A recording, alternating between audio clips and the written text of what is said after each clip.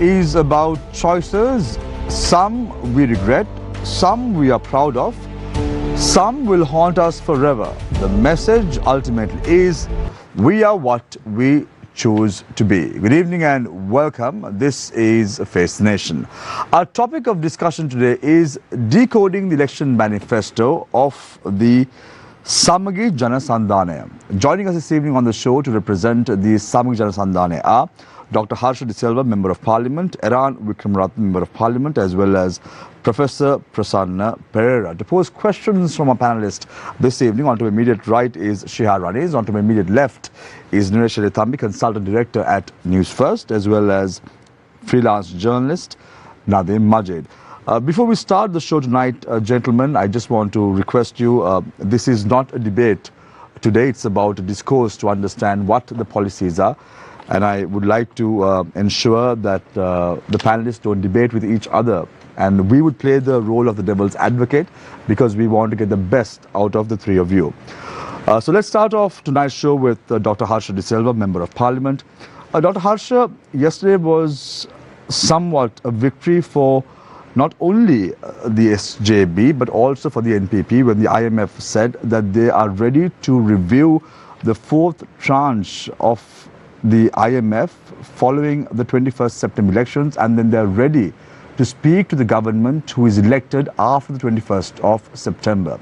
Now, Eran Wickramaratne has been saying that all this while so far that negotiations cannot happen and you all have to stick to the timeline and the proposals put forward by the Eran Wickramaratne administration. Isn't this music to your ears? Well, thanks for inviting us. Well, I mean, we are the people who said in 2020 September when we entered Parliament that the then government should negotiate with the IMF before we became bankrupt. I myself, I believe, spoke on 17 occasions encouraging them to do so. But those people who are now running government laughed at us, criticized us, took us for a joke, said that they had a homegrown solution. Now, when the IMF agreement was actually signed and put to Parliament to vote, we let the government have its way because we didn't want to put a spoke in the wheel at that time, because immaterial of which political party we were representing, we stood for the country. The other opposition parties voted against. So therefore, we had created a discussion, with the IMF from day dot that we were not opposed to their support to the government, but we said to them from the very beginning that there are certain things that we did not agree in that plan and that we would amend it. We probably had 7-8 discussions since the SPA was signed. The staff level agreement was signed. And I recall one instance where Peter Brewer told Eran, myself, Kabir and Sajid that they were appreciative of the position we took. Because in many countries, opposition, for the sake of being in the opposition, blocked the IMF's support. And so did the JVP in our context. And therefore, we've built a relationship. And throughout this 1.5 years, we've told them what we thought was not exactly, in agreement with our thinking, not aligned with our thinking, and that those need to be changed. And I'll tell you very briefly, the fundamental issue that we have with this agreement is for them, debt is debt and growth is growth. For us, it is not, because we need to realign our economy towards exports. Our problem is with external debt. In order to pay external debt, in order to be sustainable in external debt, we got to create tradable growth. In other words, export growth. In this structure, there is no difference in growth, whether it is tradable, meaning export, or non-tradable, meaning domestic. They don't have a distinction. So therefore, our intention, we told them, is to tilt this economy towards exports so that we get revenue in dollars, and that we could use that to sustain our external debt. And the second point is that there need to be some sort of equity in here. We've been talking about a middle class tax cut. We've been saying it not just with this manifesto and blueprint. We've actually tabled in Parliament, 1.5 years ago, that we could provide a middle class tax cut. And Ranil Wickramasinghe's government continued to deny that it was possible. But we put it down, it's in the Hansard, and once we actually put it in our blueprint and presented it to the country and the rest of the world, suddenly it has become possible for Ranil Wickramasinghe. So in that context, I am happy that they have mentioned that they are willing to speak with whoever forms the government. And so therefore, we intend to continue our discussion with the IMF, Peter and Sarwat and the rest, to achieve our objectives. Right. So Harsha, I want to go back to 2022, to one of the tweets that you made.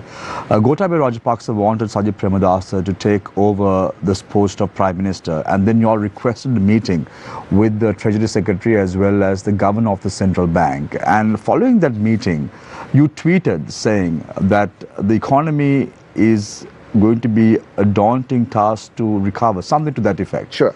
And you said the country's economy is not what we expect it to be. It's a very, in a very dire strait at that moment. And then you all shied away. However, Ranil Wickramasinghe has been able to do some magic with regard to the country's economy at the moment, and there seems to be no cues. That's what the ruling party is saying. So aren't you happy that we are in this state today? Actually, in news or in ethics, in journalism also, you're supposed to run the actual story. Meaning you... This is your tweet, Harsha. No, there's tweets are limited to how many letters? It was 26... 280 letters, 280 characters, right? So therefore, usually tweets are in 1, 2, 3. So they are picking one tweet. There are other tweets, that follows this particular tweet. And it says, we are not scared. We will take it. We will take this country out of this hole, right? It is sad that people, including the president himself and Sabri and others, are just highlighting a part of a sentence. How unethical is that, right? So that is what I have to say. Yes, on that afternoon, Eran, myself, Kabir and Sajid met with Nandalal and Mahinda. For the first time, we saw the reality, because until that day, we were lied to. We were lied to in Parliament, we were lied to in the public, we were never told what the real situation was. In fact, when Sabri called me around 6 o'clock on the day before he declared unilaterally that they are not able to pay the debt, he told me, Harsha, we have a problem. I said, Sabri, what's the problem? He said, look, man, we got to pay something like $80 million, and we have something like $20 million. I said, what? What did you say? Right? He has to corroborate this, and I have said this in Parliament. I said, geez, what do we do? I said, look, SJB will help you. I told him that. I said, we will talk to folks that we know in India and other places, and we'll try to help you to arrange a short-term facility. Then Indrajit called me from the UK, and he confirmed the situation. I was going to one of the late night shows that evening, and so was Sabri. And I was sitting at dinner, and he called me for a second time. He said, Harsha, it's not 80 something, it's like 180 something, and there's no way we can do this. I so, said, Harsha, we cannot independently verify this because Sabri is not here, so I hope you're taking responsibility. I take full responsibility. Right? I have said this in Parliament. Right? There's nothing to hide. Right? I mean, I am not slandering or anything. I'm just stating a fact, right? Yeah. And then, and he will agree, because I mean, he's a gentleman. He's not going to. I'm not going to say I never said these things. Likewise, right? And then they said, look, we are unable to pay. So therefore, it was the first time we understood what the problem was, and it was. But the question was, are you not happy where the country's economy is now. No, wait, right? And then thereafter, we met that was it that evening? Is it July? I think this is May 9th or May 10th or something like that. Eran, myself, Kabir and Ranjit Madhubandara met Gotabaya Rajapaksa, the president, right? At 8 o'clock in the night. Till 10:20 we had a discussion, right? He was with Nalaka Godeheva and Ramesh Patirana, the four of us, right? What did he say? And I recall Eran is the one who did most of the speaking. He said, look, we have the Bar Association of Sri Lanka's proposal, right? There were 4 things that we discussed with him. One, when was the president going to actually step down? Because that was a call, go home. Second one was, related to that. When was when were we planning to abolish the presidency? Because we had already, Ranjit Madhubandara as a private member's motion, proposed the 21st Amendment at that time to abolish the presidency and create a new structure. But before that was how to bring back the 19th Amendment. And the final one was about the election. We said, look, people are saying, look, all 225 better go home. So therefore, if to run this country... Harsha, we'll come back to all that in the second round. I just want to ask another question before I move to Eran. Very quickly, Harsha, I was there when this Blueprint 3.0 towards an advanced social market economy was launched. I watched this. I saw the way in which Eran, you and Kabir spoke about this policy. Now, you spoke about the middle class tax cut, which was only discussed in the political fora now. You mentioned at that time it's going to be a 24% tax cut that we are expecting. However, now you're saying it would be a 24% tax cut for the middle class. However, the ceiling would increase up to 36%. So haven't you all changed your policy with regard to these tax cuts as well? You know, we have studied this for quite some time, right? And so this is what you mentioned. No, this is what we put down, right? Right? Shall I read it? Yes, please. Middle class tax cut. Proposed middle class personal income tax adjustment is to amend the marginal tax rates from 1% to 24%, going up to a monthly income of approximately ₹500,000, while keeping the current tax-free threshold as is. Thereafter, the current marginal tax rates shall remain. So that is 36%. Absolutely. So we also intend very quickly. We also intend to maintain the current slabs almost the same. So Harsha, for those professionals and those in the middle class who are watching Face the Nation, and they are our audience as well, when is this tax proposal be implemented if you all are elected to power on the 21st of September? 1 April 2025. There is no change in that. It's going to be the 1st of April 2025. Because tax year starts 1 April. Right. And also nobody can present a budget. It will have to be a vote on account. That's what that means is no proposals. Okay. No proposals can be made. Right. So what RW's current budget will get extended till 31 March. So is it the same proposal that's put forward by the Eran Wickramaratne administration as well? On the 1st of April, they would implement the new threshold that they've spoken about? It's funny because we actually tabled this 1 year ago in Parliament. Nobody else did. Right. And when we kept saying it can be done, they said no. Right? But then after we put it in on paper and presented in our blueprint, suddenly Ranil Wickramasinhe believes it can be done. Right. Thank you very much, Dr. Harsha De Silva, Member of Parliament. I want to speak now to Eran Wickramaratne, Member of Parliament.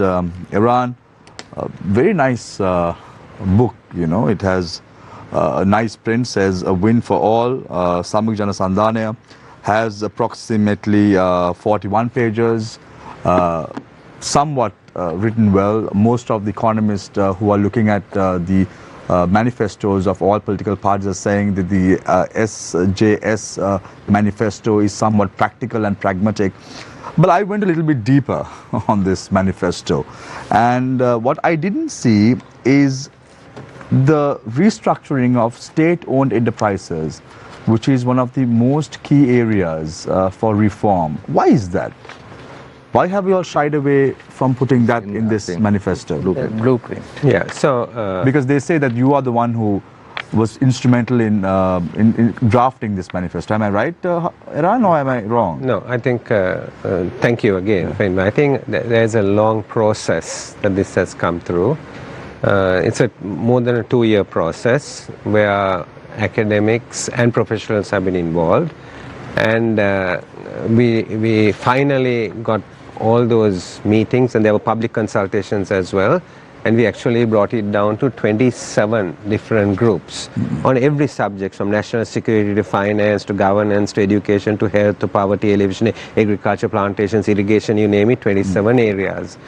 And after we did that, we have a policy document, and the policy is running to about 600 pages of the different subjects. Some of it is already on the internet, which people could look at. Most of it will be up there. And then this document is actually some highlights, because this is a smaller document. You can't distribute a 600-page document.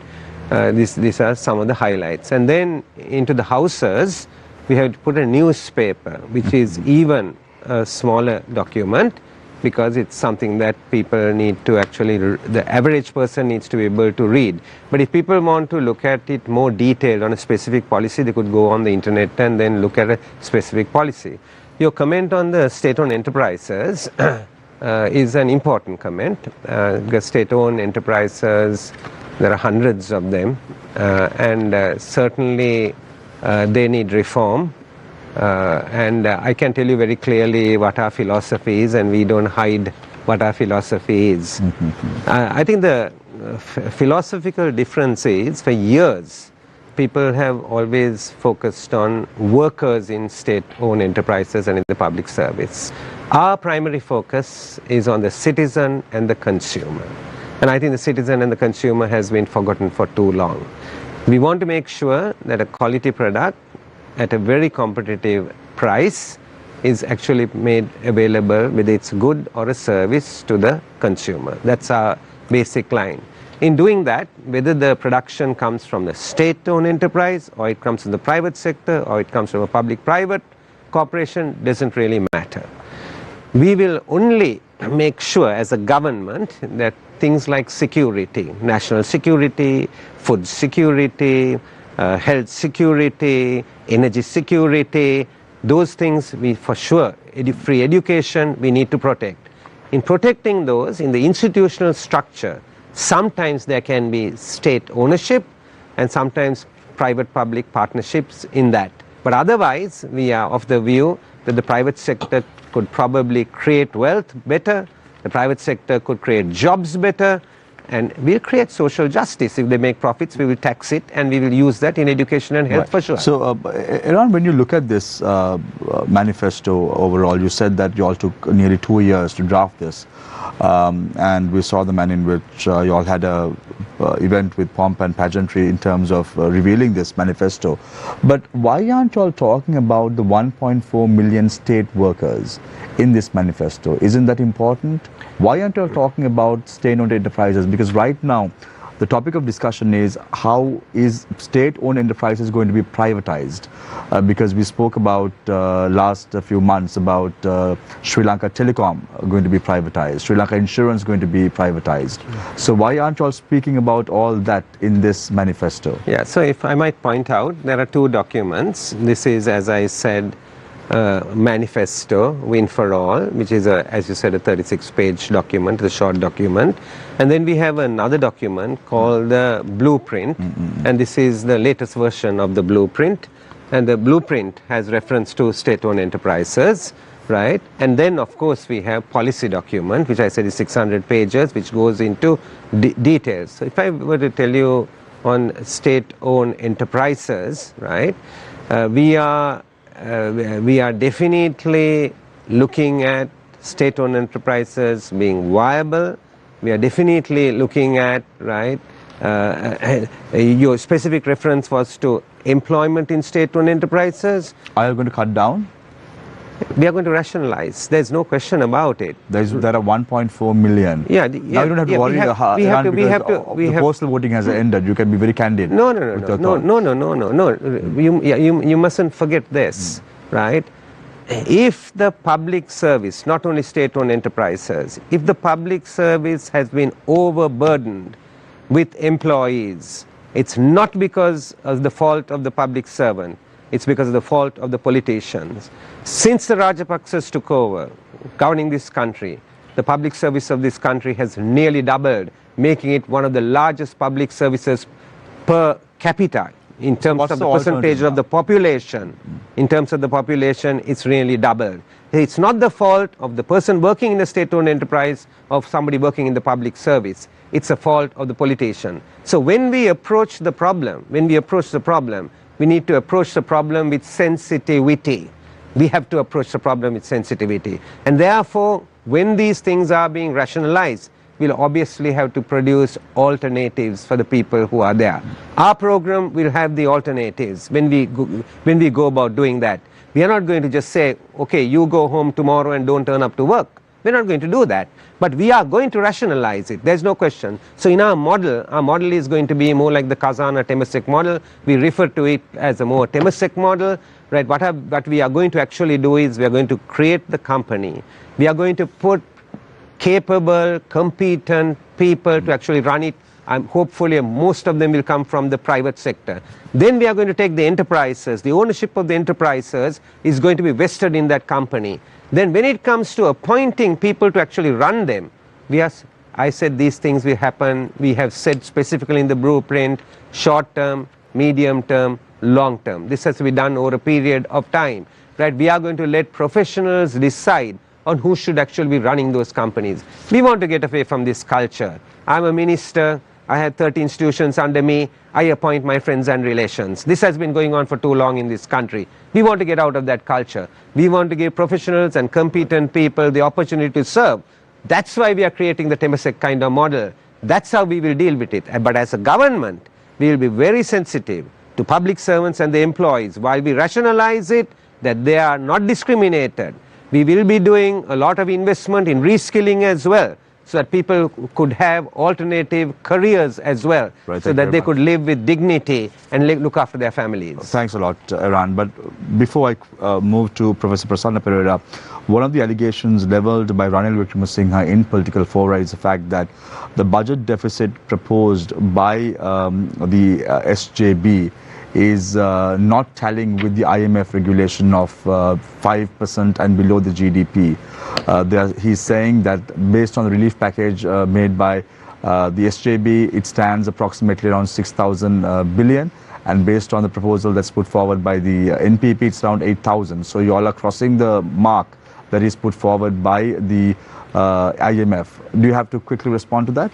Yeah, one is I think we need to give him a calculator.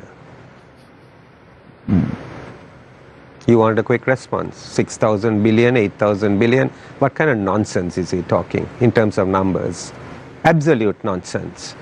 You say we need to understand something. Macroeconomic stability, right, will be a failure if you don't have social stability. Samagi Jana Bala Vegya, we are conscious of macroeconomic stability. We are conscious of the IMF program. We are conscious of the pillars that are there. As Harsha said, we have been arguing the case.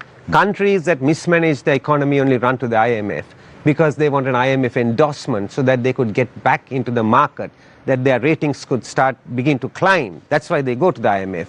And in doing that, right, it's not a case of just ticking the boxes, whether it's a GDP ratio on revenue or whatever. It's also creating social stability. What has happened under the Ranil Wickramaratne administration? Boxes have got tipped, and then people are saying, oh, there is no gas queue and there is no petrol queue. But how about social stability? People below the poverty line have gone nearly double, from 3 million to nearly 7 million below the poverty line. That is why we are rebalancing that by creating some social security. That's going to cost. Right. I admit it. Right. But we have ways of actually balancing that budget. We'll get into the details of that later. We'll get into the details of that later, Eran. I now want to move towards Professor Prasanna Perera. Professor, we had you on the show in 2020, just prior to the general elections. And that time, you were supporting Ranil Wickramaratne. You've changed your hat now? Yes, of course, yes. Why is that? Because a lot of things. And first, when I was, in the UNP, we requested him, look here, you don't have the legitimacy, although you have the parliamentary majority and all, it's better for you to go for a election. and then get the people's mandate for whatever said and done. Now also I feel now this election again is a test about the IMF agreements and everything. So the the things happening not in a proper way, so I totally disappointed, and I'm happy to shift from the neoclassical thinking to the social market economy framework.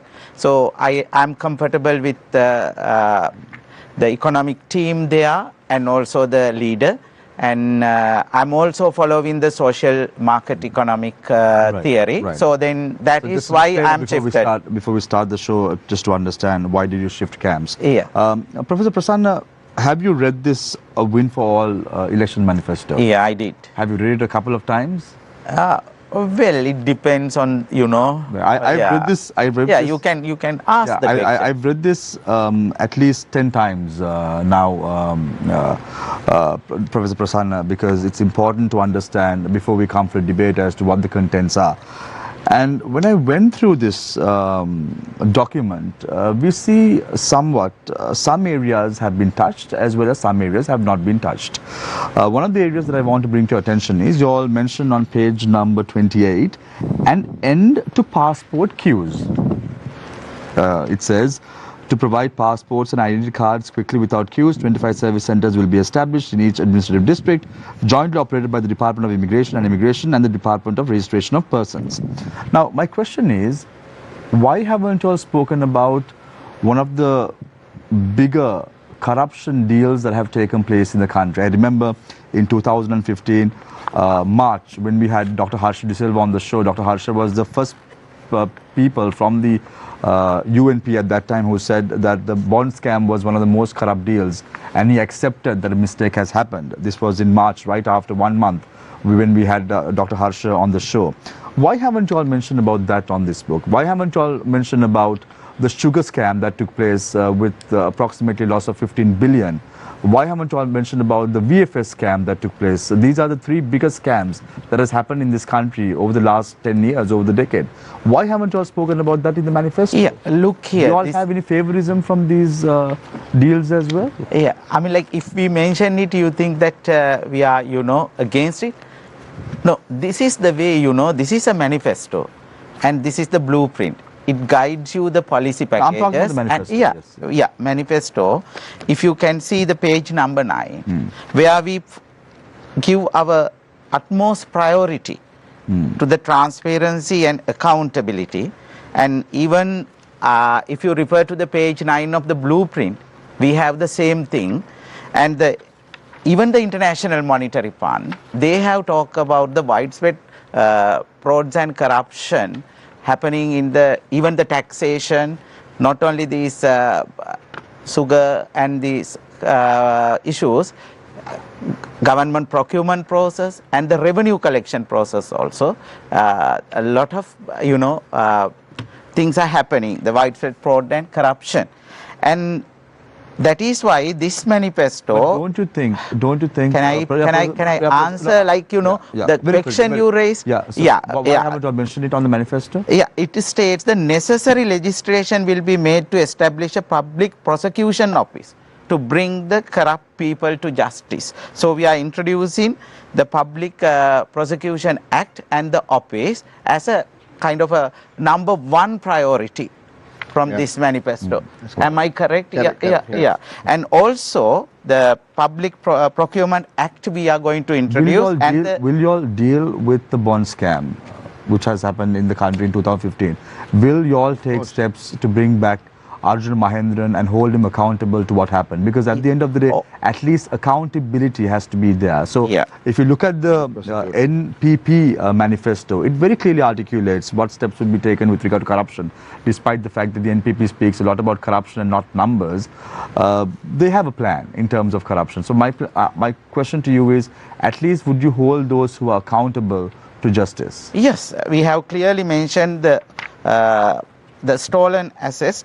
We are to bring the stolen assets, we are making the new laws for asset recovery. That's and right. that is clearly mentioned in our document. Right. So, and we will enact if I quote, we will enact a public procurement law to guarantee that procurement is conducted in a transparent, corruption-free and efficient manner. So very quickly, Professor Prasanna, before you open the floor for questions from our journalists, recently Weighted Research issued a statement saying that only 30% of the election manifestos are being implemented in the country. What's the guarantee that the people would have that this manifesto, a win for all, would be implemented in full?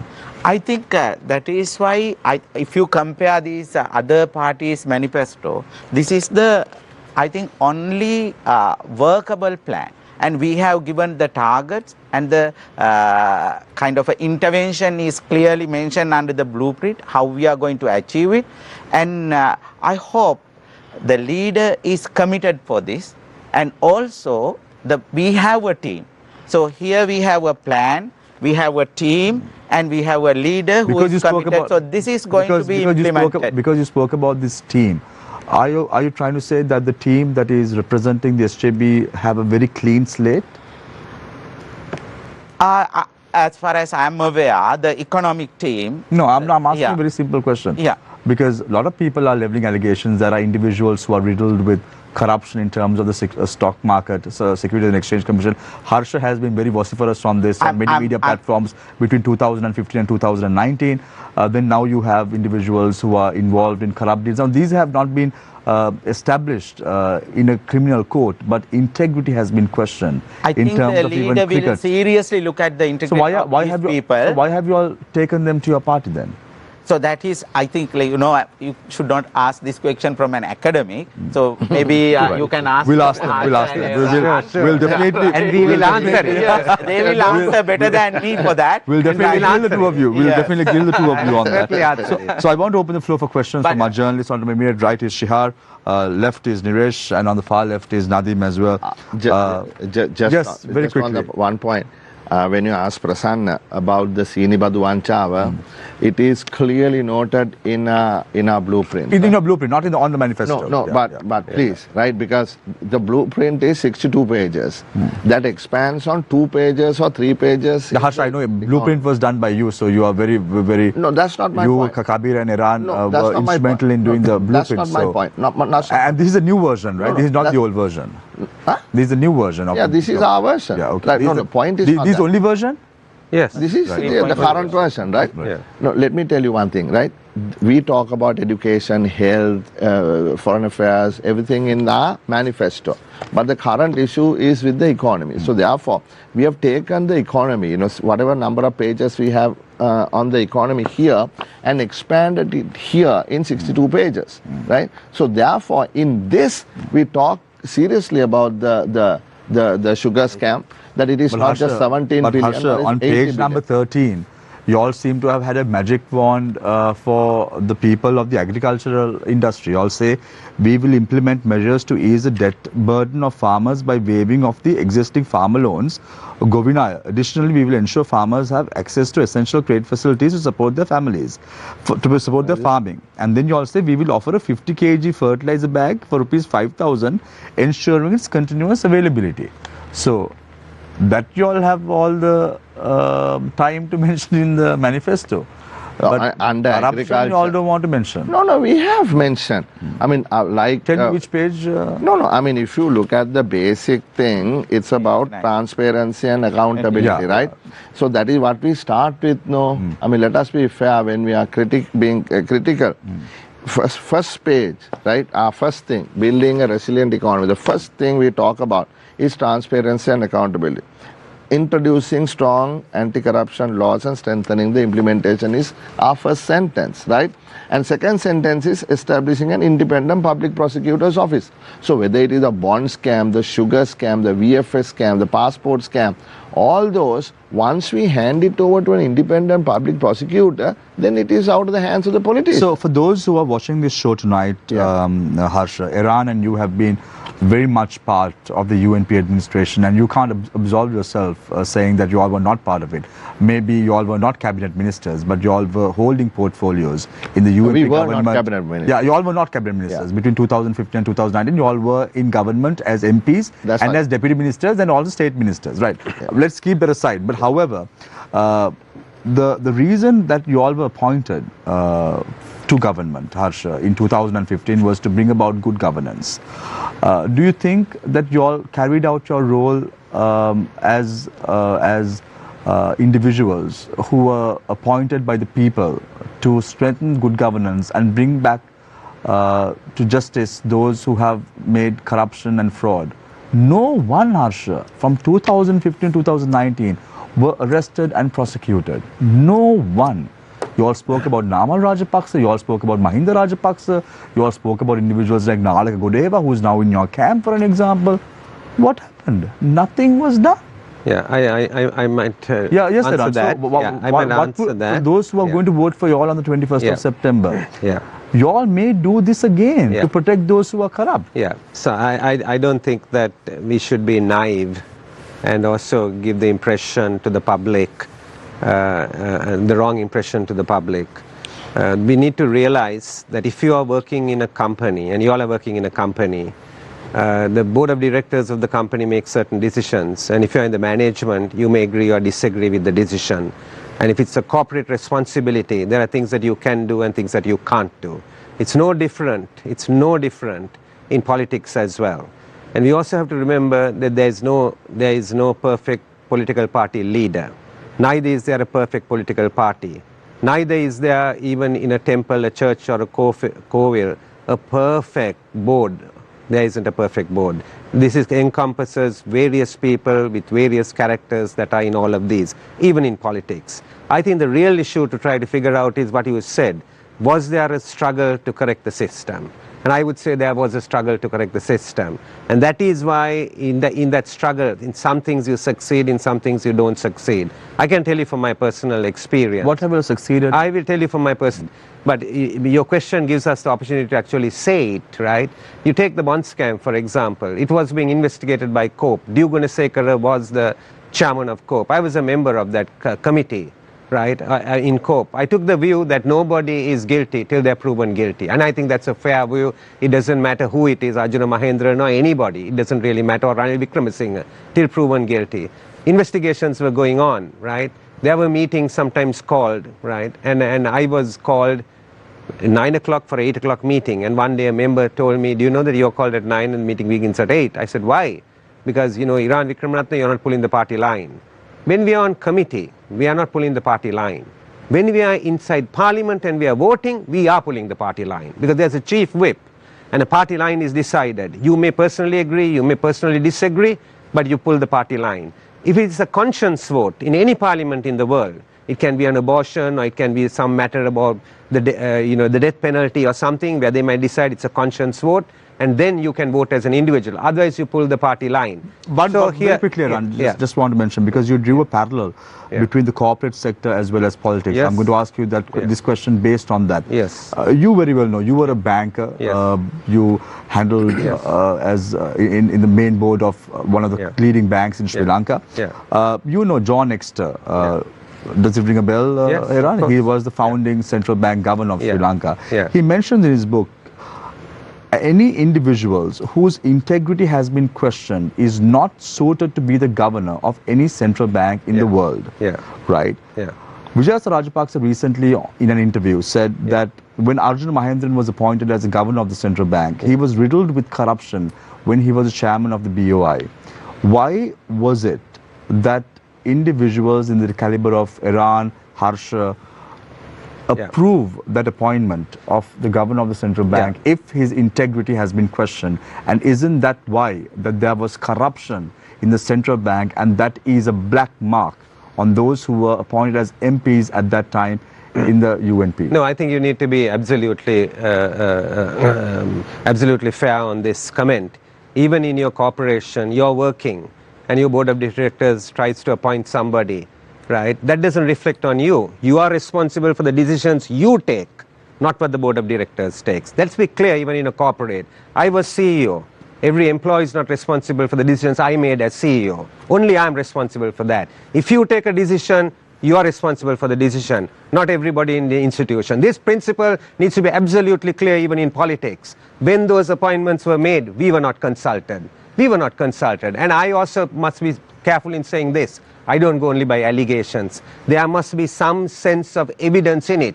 If the Speaker of the present House can swear in a person as member of Parliament who is convicted of murder by a court of the country, not just a political statement I'm making, and I told the Speaker, no, withhold, don't swear the person in. Then said, he's on appeal. I said, just hold it.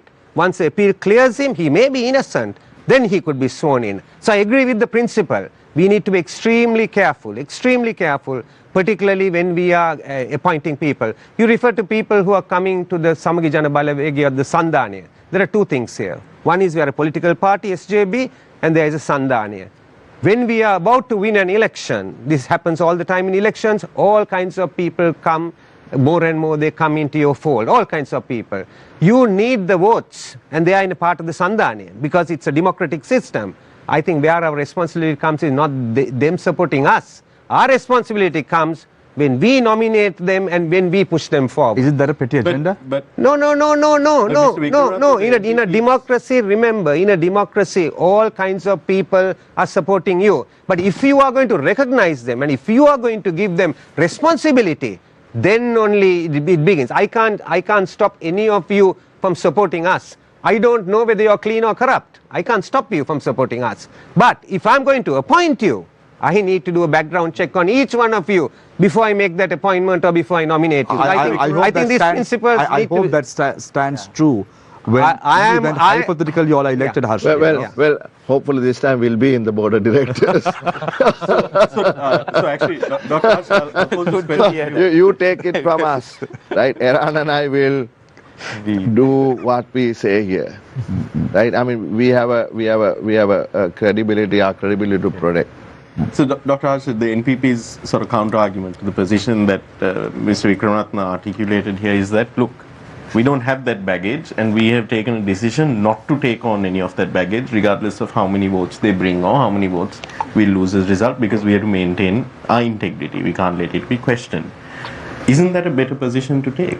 I don't agree with that. You know why? It's a little bit like this, it's very easy to say that somebody is clean when they haven't had the opportunity to rob. The real clean person is the person who has an opportunity to rob and hasn't robbed. That's the real clean person. And remember this, if you are going by that argument, we should be appointing Buddhist monks, Christian priests, Hindu Kovil priests, who, I'm generalizing, who have a good reputation. No, that's not how the system works. This is being run basically by lay people. They are not perfect, I agree with you. And I will go and say this, if there is for sure a conviction by a court, definitely out. If there's an allegation, should be. So let me pose this question to Harsha. Harsha, you are very vocal on the pump and dump deal that was taking place between 2011 and 2013. At that time, the person who is now in your ranks, who topped the list in terms of the preferential votes in the Gambhar district, was the Securities and Exchange Commission chairman. And I remember you showing drafts, because we covered that, and I was the director of news at that time, and we covered it, and we had a segment that was running saying, robbing the stock market in the country. Aren't you sad that such a decision has been taken by the party leadership to recognize individuals of that caliber? Well, let me answer it this way.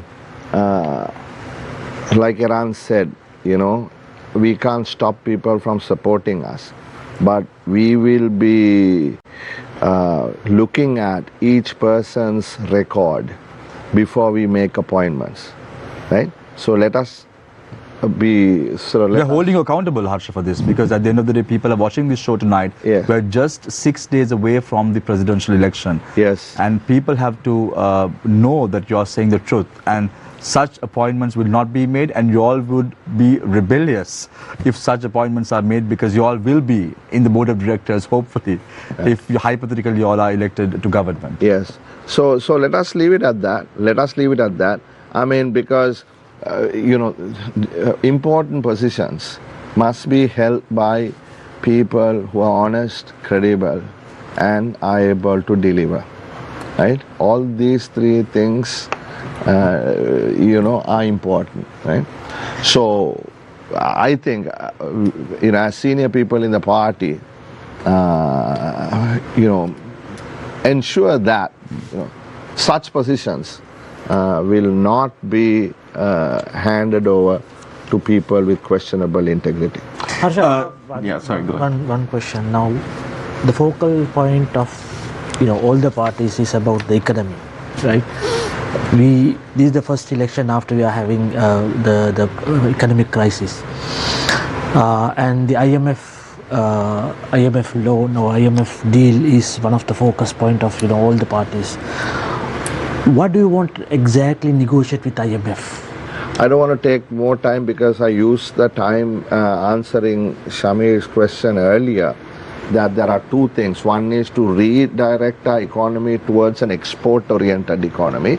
So that means looking at trade and tariff policy, looking at the kind of investment relief, looking at what kind of incentive structure we can create so that investments that would come in would go into the tradable sector as opposed to the non-tradable sector, etc. So that's a reorientation of the economy. And the other thing is to bring equity into the tax structure by and large. So those are the main things that we want. So from the point of DSA, the debt sustainability analysis, you don't want to change anything there.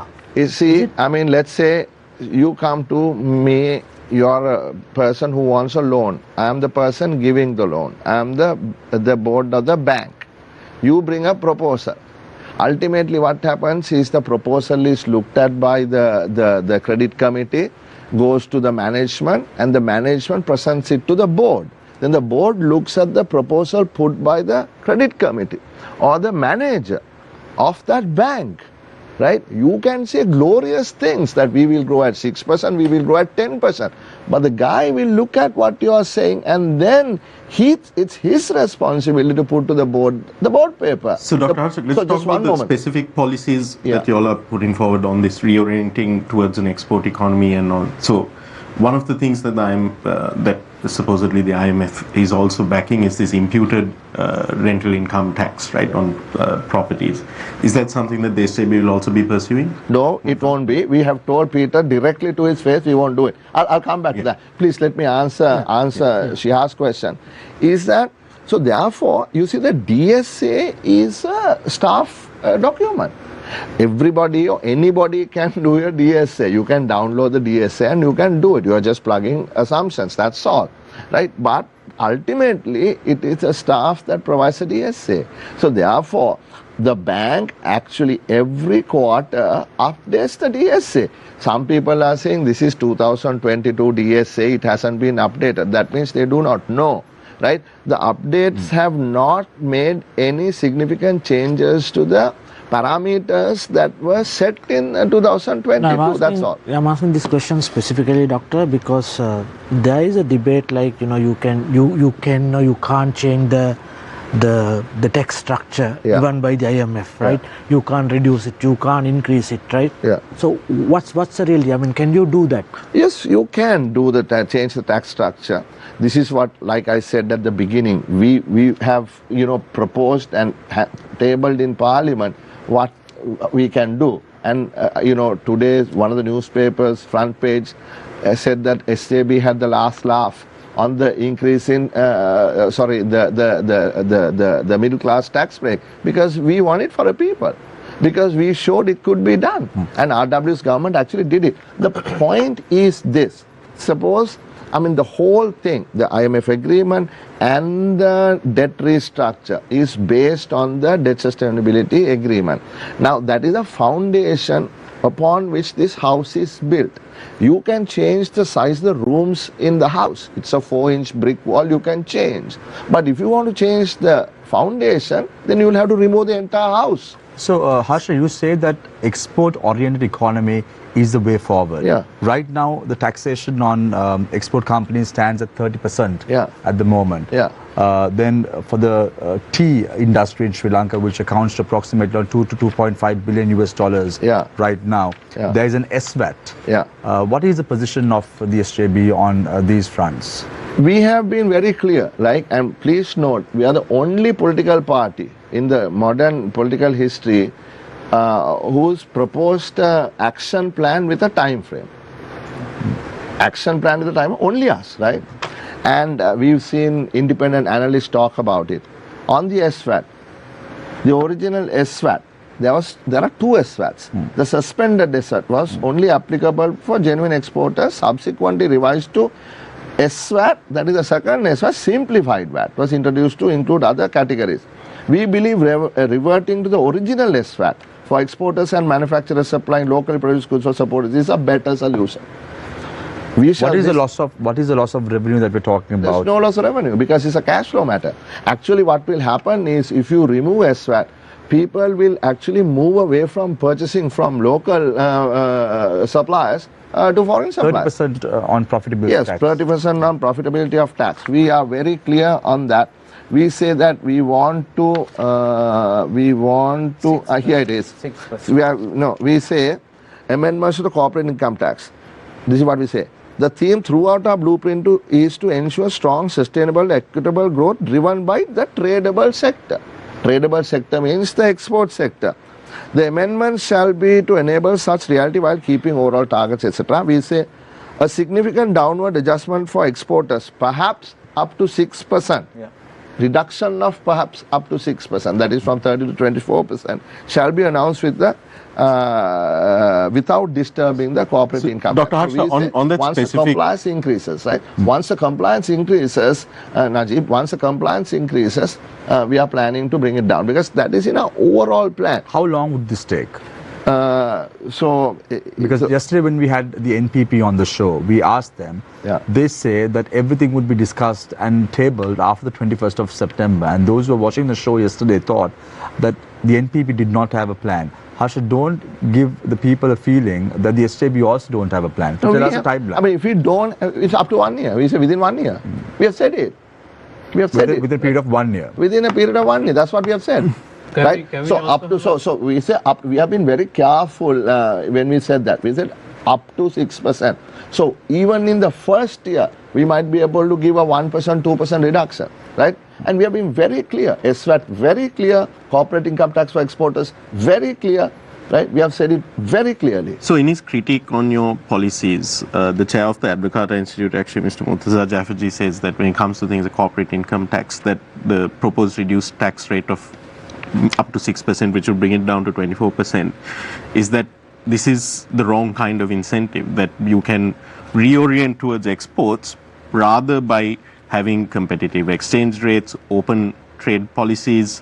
What do you have to say to that criticism? Murtaza is a dear friend and we disagree on this point, right? And in fact, in our section on growth, which is the real issue, right? That's what this Blueprint 3.0 is all about, moving from stability to growth.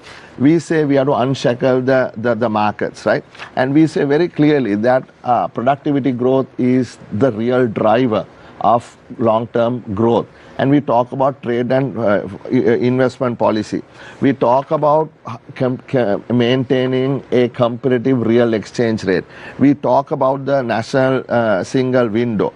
We talk about export processing zones. We talk about up to 300% advanced capital allowance for those who would want to invest into the tradable sector. So if you're doing that, is it then necessary to also have this tax? Won't that put an unnecessary burden on your revenue collection? No, it won't. No, it won't. Because the point is, all this is making doing business easy, right? That is what we said, is we have to unshackle this market because it's so tight. We have built walls around our country. So therefore, we need to do that at the front end. We are talking about removing of para-tariffs at the beginning. And people are willing to pay taxes on profits, but they must be able to invest. When they invest at the beginning, if you are front-loaded on various tariffs, they don't want to invest. But I want to make one point, if you give me the opportunity, guys, is that ours and the JVP's position on exports and investments are completely different. Completely different. And I have to make that point very clear. RW brought a bill to Parliament called the Economic Transformation Bill. And they went to court, we also went to court. We went to court on some technical matters.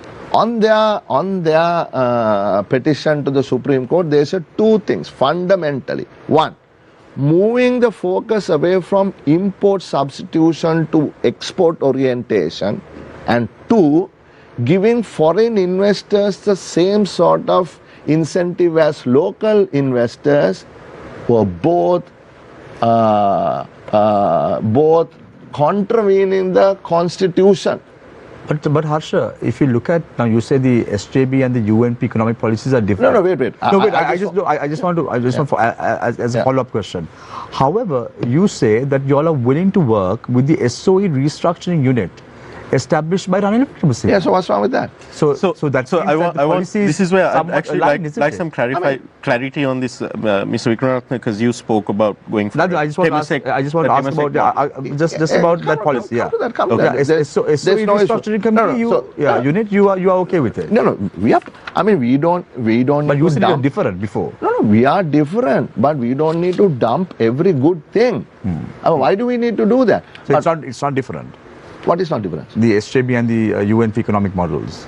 No, it is different. It's very much different. Ranil Wickramasinghe's model is Theravada economic model. Ours is the original social market economy. Right. So what is the Theravada economic model? I'll tell you. Right? I'll tell you.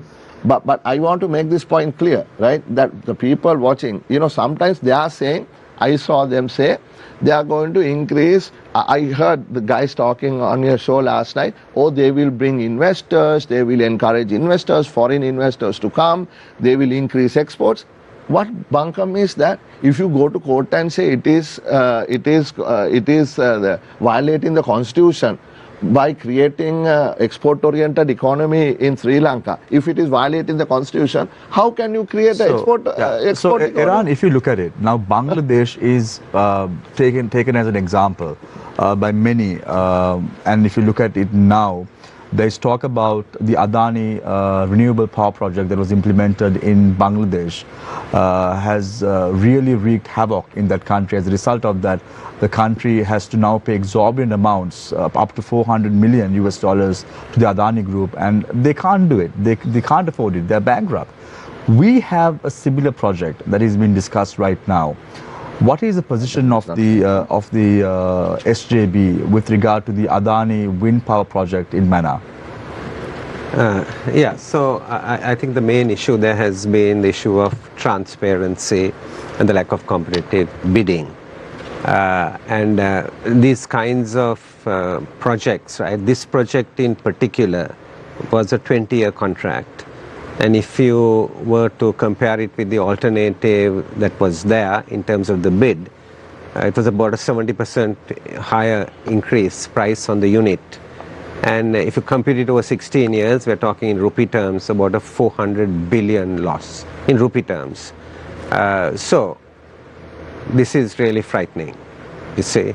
And there are two things. Sri Lanka has a lot of potential because you're talking of sustainable energy in wind and sun power. It has lots of potential, and the potential needs to be exploited, and therefore we mustn't run away from the fact that we will need foreign investment because we don't have the investment to actually exploit it. But while we need foreign investment, we need a transparent and competitive bidding process. No question about moving away from that. You remember this, when we were in office in 2015-19, we inherited the port city. We inherited a situation where government was giving freehold land to China. As a principle, we said government mustn't give land freehold to any country. That's where the principle was a leasing. Private to private, that's a different matter, but government. And therefore that project went on hold for nearly a year because to make people understand what the principle was for. And we stood by the principle and we were able to some extent correct that situation. But you also had to pay penalties. Of course. Sometimes there's a cost. Was it a case of in 2014, then opposition leader and now President Ranil Wickramaratne essentially talked himself into a corner, into cancelling, where he said, when he was responding to questions, he said, okay, yes, I will be cancelling the Port City project. And then when he came into power, he couldn't go back on it. And therefore, what he did was basically just end up delaying it by a year. Yeah, so isn't that what happened? Yeah, when you correct a situation, sometimes there is a cost, right? Yabas purchasers, Sri Lankan Airlines, right, was a dirty deal. The British courts took it up and 5 countries were taken before the British courts. Sri Lanka was one of the 5 countries, and they specifically said how many millions of dollars were paid to particular individuals who were named. What did we do? The project was ultimately cancelled, and there was a cost to cancellation. So when you correct something... Again on that one as well, in between 2015 and 19, when these investigations were being undertaken by the SFO in the UK, the DOJ in the States, and the French anti-graft office, the PNF, when that was going on, there was no bid from the Sri Lankan government, as far as we're aware, from either law enforcement or from the government, to join in on that, collaborate on that, and secure some form of compensation if there had been wrongdoing, right? And the entire purpose of the 2015-2019 Yapane government is that is the kind of thing that we're going to do. And that was not done. So I think we need to make one thing clear. This SJB is not a continuation of the Yapalne government. SJB is not a continuation of that. We have a new leader, we have a new team. There are some old players, of course, in politics in it, and we are going on a new journey. And I completely agree with you. Even till today, those people haven't been convicted, neither has been there a look for compensation being paid, and compensation Eran, I want to ask a question now. Shamir was asking about, what are you going to do with Adani? I mean, in a nutshell, are you saying that you will renegotiate or cancel the project? What do you say? We, all the questionable... $440 million worth of FDI. I mean, what are you going to do? Don't worry, I'm not concerned about the FDI.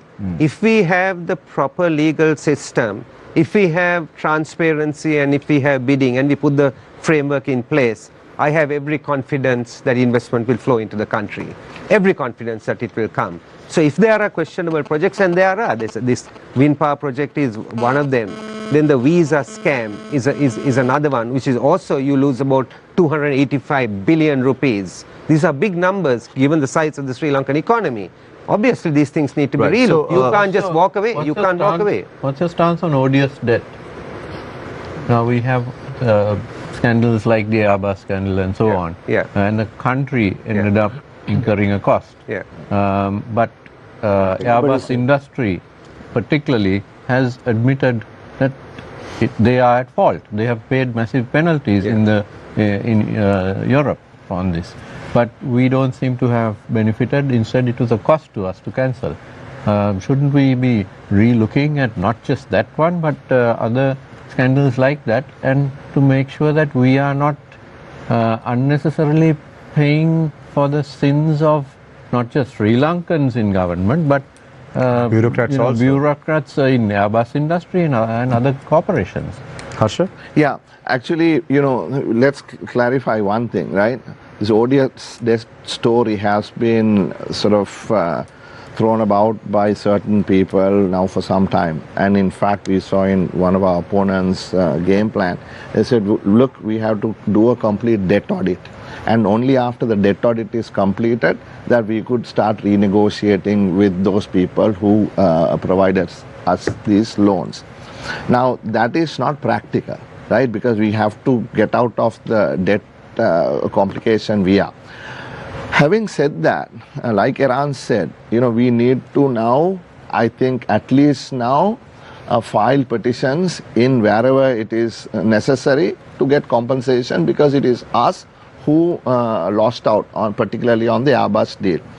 But the story is bigger than that. The misconception or the misinformation that is being spoken about. People are saying that 8 trillion rupees worth of loans were obtained by various governments in these 76 years, and only 2 trillion assets can be shown, and therefore 6 trillion had been robbed. So that is why this whole story about odious debt. Now let me tell you, that is such a naive position to take, because one thing is the assets are in the SOEs, When you built the Mahavali, it is not in the treasury's books, it's in the Mahavali authority's books. When you built the road, it is in the RDA's books.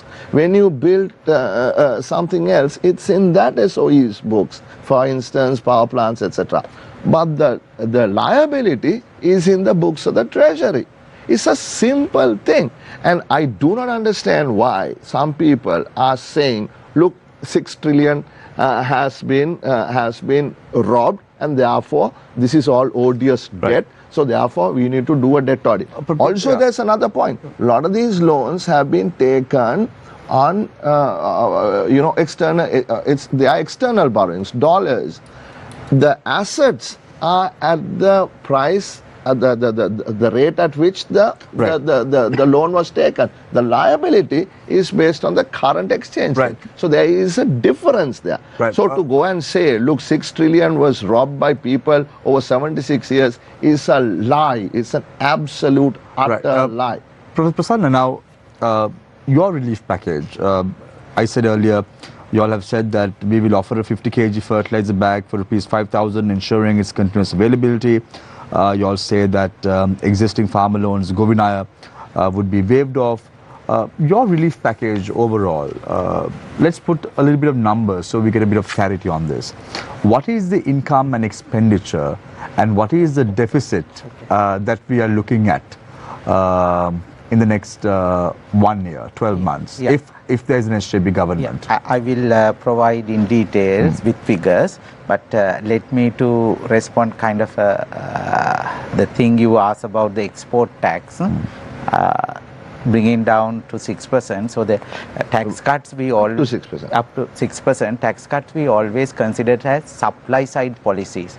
Don't just like giving the incentive. So I also disagree with the quote you made. So it will bring more exports revenue to the country in a way. So that means more employment. So it will generate the dynamic impact to the economy. And finally, we need the dollar earnings to serve the... Because of time constraint. I hope that you will give me a fair time. Of course, yes, of course. Silent. No, I just want to ask you, and also let's talk about the IMF DSA. Yeah, we'll come back to that. We have a separate, we will start with that separately, but I just want to ask, what is going to be your do ask question income? This DSA we'll come back to that, don't worry. So you asked about our package, right? Tell me what is going to be your relief package, what is the expenditure, income and the deficit that the SJB budget will have in the next 12 months. So the increase the current monthly allowance from 5,000 to 10,000 rupees per month for vulnerable and transitional poor families. So the currently we are paying... No, I don't want the relief package, Professor Prasanna. I don't want that. I'm asking you, with all this in play, what is the relief package? What is that tantamounting to in numbers? In numbers, let's I think the if we have implement the full package for in 2025 fiscal year, we may have 150 billion to 170 billion extra expenditure. How is this revenue going to be bridged? Yes. So expenditure going to be bridged. So that also we have. I think we are the only party where we can see with can come out with the figures. So one thing is, I will tell you that if you at least give the infrastructure, like the tax base, if you can expand by 1%, giving this, keeping the 100 level threshold as it is, and bringing down the rate, the slab rate to 1%, that will, expand the tax. Tell me Sri Lanka's tax revenue between January to August this year. Are you aware? I mean, don't you allow me to answer from our things? Prasanna, we have to, because we have to talk. Now I have to only answer one thing. How to get 150 to 170 billion? What is the increase amount? What is the tax revenue? So in that question, I'm asking you, what is the tax revenue collected by the government from January to August this year? Are you aware? 1.8 trillion. It's everywhere. How much is it? 1.8 trillion. And So what is it's related no, because are you that is testing my knowledge on figures? No. I'm asking No, you. I'm asking you. Let me. Prasanna, you said we can't ask you questions on politics, so we are not asking you on No, politics. you are not allowing me to ask how we are going to generate the income to fill that gap. Okay, how do you Please do it? patiently listen. Right, listen, tell me, listen. I'll patiently listen to you for 1 minute. When it comes to the time, you only put the restrictions to me. Okay, they are seniors, that is true. No. But they should give me the please go ahead. Professor Prasanna, please go ahead. We only have 2 hours. He's senior professor at Perera University. Absolutely, and we Not just respect that. professor, senior professor. Tell me. Yes. Wait. Yeah. You will save the time, ne? Shall I start? Yeah, shall we switch to because we have exactly 1 hour. We have to speak about the DSA. We have to talk about the. While the professor is preparing, I got the figure there. Right. One thing is now the revenue loss we expected 15 billion for the middle class tax cuts. So if we can increase. Additional one. No, if we increase the tax compliance by 1%, with our intention is we are creating the common digital infrastructure facility. So at least 1%, we get that 15 billion. And also the WHT revisions and something like that, we propose 130 billion. And then the this cigarettes and then liquor and then those things 40 billion additional, casino 10 billion, and then import duties. So basically 130 plus 40 plus 10 is just covered the extra thing. Like we are increasing only 150 to 170 billion increase in. So Professor Prasanna, let me ask you now. You're saying on the let's say the excise taxes for tobacco, alcohol, etc. Right. So now you have again. Coming back to Mr. Murtaza Jafji's criticism of it, he says that regular smokers and drinkers, mainly predominantly working class people, are less than 10 and 20% of the population right now. And might be bad habits, but through their bad habits, they are shouldering 15% of total tax revenues already. So the SJB's plan is to put more burden on them. No, we need their votes actually. No, right. Because I don't want to, like, we can talk your health policy, you can talk about, okay, maybe you're going to cut down this reliance on bad habits, but these people with bad habits are already shouldering 15% of the total tax revenue in the country, right? So your plan is to put more burden on them. No, not just we are introducing the BEPS new tax, right, for the exporters also. Right. What's that tax? Are you cutting down 6% and then you're going to implement another tax? Yeah, it is there. It is there. If you can read. Base erosion and profit shifting tax, which is basically making 15%. Sure that, right, Harsha. Now one of the I've heard you saying this over and over again, saying that petrol prices should not be 332 that we are paying right now. You say it should be 332, but those who are using luxury cars, they have to pay. They can pay more. No. You have misunderstood. Right. This is what we. I mean, that is why we are different from the other two parties. What we are saying is, Prasanna started speaking on it. The whole thing is structured on what we call a digital public infrastructure. That is a unique ID. We are working with the people who built Aadhaar. Let's not get into that. So, means tested, each person will have a particular QR code for, or household will have, right, for receiving subsidies, paying taxes, everything. Suppose you go to the petrol shed and then the guy says it is 340 bucks a liter of petrol. 332 now. No, okay, let's say 340 for ease of calculation. Right. And that should be cost reflective. Less corruption and all of those things, right? So assume that once we remove the corruption and all that, it comes to some amount. Let's assume that is 340. Now, when you go to the petrol shed, the manager does not know whether you should receive a subsidy or not. He will charge 330, that 340. That is what RW is doing. The other people are saying we will bring it down to 140. Now, assume subsidies are actually a figure that is set based on the GDP, 0.7% of GDP, that's fixed. And that number, that amount, right, has to be then distributed amongst all people in this country. So therefore, our objective is to use that money to give subsidies to the people who deserve the subsidies, not to those who don't need subsidies. So how much would a person who's using a 2,000 litre up engine, how must he pay? Yes. If a so let us shall we do some numbers? Right. Sure. Okay. Let us say the subsidies, the total available subsidies, 100,000 rupees. Easy for calculation, no? Yeah. Let us say a BMW drives into the flower road shed. How much does it hold? 100 litres. Right. Now suppose he gets a 200 rupees subsidy as opposed to 340. He pays 140. Okay. That's what the other guys are saying. Now his subsidy is 200 rupees into 100 litres, that is 20,000 rupees. V8 comes, second one, 20,000 rupees. Mercedes comes, third one, 20,000 rupees. Some other big car comes, 20,000 rupees. 4 cars come, 80,000 rupees of our subsidy is gone. Only 20,000 is left for the 3-wheelers, the motorcycles, the school buses and everything else. In our game, the 4 guys will not get anything. They will pay 340 and the 340 government will get some amount as taxes, the petroleum corporation company will get some amount and the dealer will keep some amount.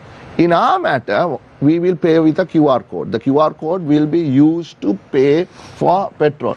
What happens is, now you know when you pay with a credit card, immediately even before you sign, you get a thing on your text message that this is how much you spend. So like that, immediately, instantly, 200 rupees will get transferred to the account of that QR code holder. Immediately. So depending, let's say we can't, it will take us some time to set up this system. So depending on what QR code that you are saying the government will provide that subsidy? Absolutely. But cash transfer. Cash transfer. Instant cash transfer, like that, right? So what it means is, it will take us some time to put everybody into the means tested thing, no, because after the census, let's take the Aswasuma guys. Some Aswasuma guys get 8,500. Some Aswasuma guys get 5,000. Some Aswasuma guys get 15,000. Let's say 8,500 Aswasuma guy goes in a motorcycle and gets a liter of petrol. He pays 350, 340. But instantly he'll get 200 bucks transferred. Let's suppose a guy who gets only 5,000 in Aswasuma goes, let us say his subsidy is not 200, it is 175. He'll get 175. So this is a fair system. So we will have, last point. As opposed to only 20,000 rupees, listen to what I'm saying, as opposed to only 20,000 rupees for people who need to get subsidies, now there will be 100,000 rupees for the people who... Eran, I just want to ask you a quick question on the global debt haircut. Now, I recollect when the EPF and ETF, when we took a haircut, our innocent public took a haircut, what was told by the Eran Wickramaratne administration was, it has to be equitable. Whatever haircut that is being done domestically has to be done internationally as well. I fathom to understand where is the haircut that has been taken for the international sovereign bond holders. Eran, I'm not aware. Can you explain that to me? Has that been taken? Yeah, so I must say that this argument can only be made in terms of public knowledge that we have on the discussions with the international sovereign bond holders.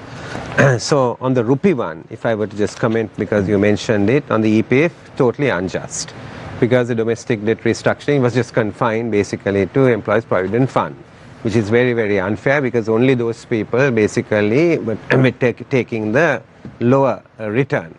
So that's something really from a justice point of view, I think it's not acceptable.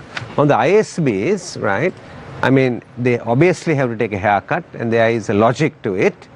High risk country, high returns from the day they have invested, and for decades they have been with their international ratings, and then fund managers will decide on basic different ratings. They have a portfolio, how their portfolio is going to be weighted.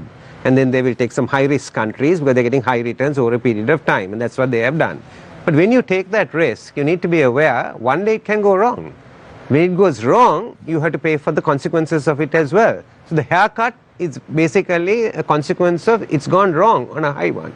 So there were two things possible here. One was a high haircut, a big number, 28% or whatever that number is, right? The other one was, then they looked at the IMF program and they looked at stability and they're looking at the growth curve and they are saying, but if there is growth because our money is coming later, then maybe we should have a clawback on it and we should have, get something back. But then they are saying, okay, right, so there's this debate about what should be the haircut, what should be the clawback, right? Now, in principle, that's fine. But the issue comes then that others also want a clawback. EPF, forget it. They have no clawback, EPF. But I'm not talking of foreign currency debt, right? So if you have the OCC countries, Japan, India, China, and the others, the Paris Club, right, then obviously the questions are going to be asked. We are also settled into something, but if the economy is going to do well and if it's after that period, then maybe we should also get something back. So Eran, would you all correct this if you all are appointed to government? Now you say that the EPF has been unjustly taken a haircut. Now the question is, it's easy to talk about it, but what would you all do about it? Can you all make that change? We have said it. Shall I take it? Respond. Yeah, it's in a if you return to page 13, we have said very clearly that if the ISB holders benefit, right, from a better than expected economic performance as proposed by the ad hoc group of ISB holders, we believe the EPF should also share in this upside. EPF should also share in the upside via a clawback condition, included via an amendment to the debt restructure agreement between the government and the EPF. Can that be done? Of course it can be done. We have a note on it at the bottom. SJB strongly opposed the ad hoc group's 24 proposal, blah, blah, blah. It says, we give a long explanation as to why we think a clawback clause need to be put back into the EPF. So, we will do that. Because what we are saying... The problem is, the Ranil Wickramaratne administration has been vociferously going on stage and saying this cannot be done. They have agreed upon it and they can't make we are not change. talking about the foreigners. Yeah. Not the foreigners, no, local. This is local. Right, that can be done. Yeah, because but isn't that also in the table when it comes to equitable haircuts? A good point. So the government's position is not correct? No. Nobody is incorrect here. What I'm saying is, we haven't signed the ISB holders agreement. The debt restructure hasn't been signed.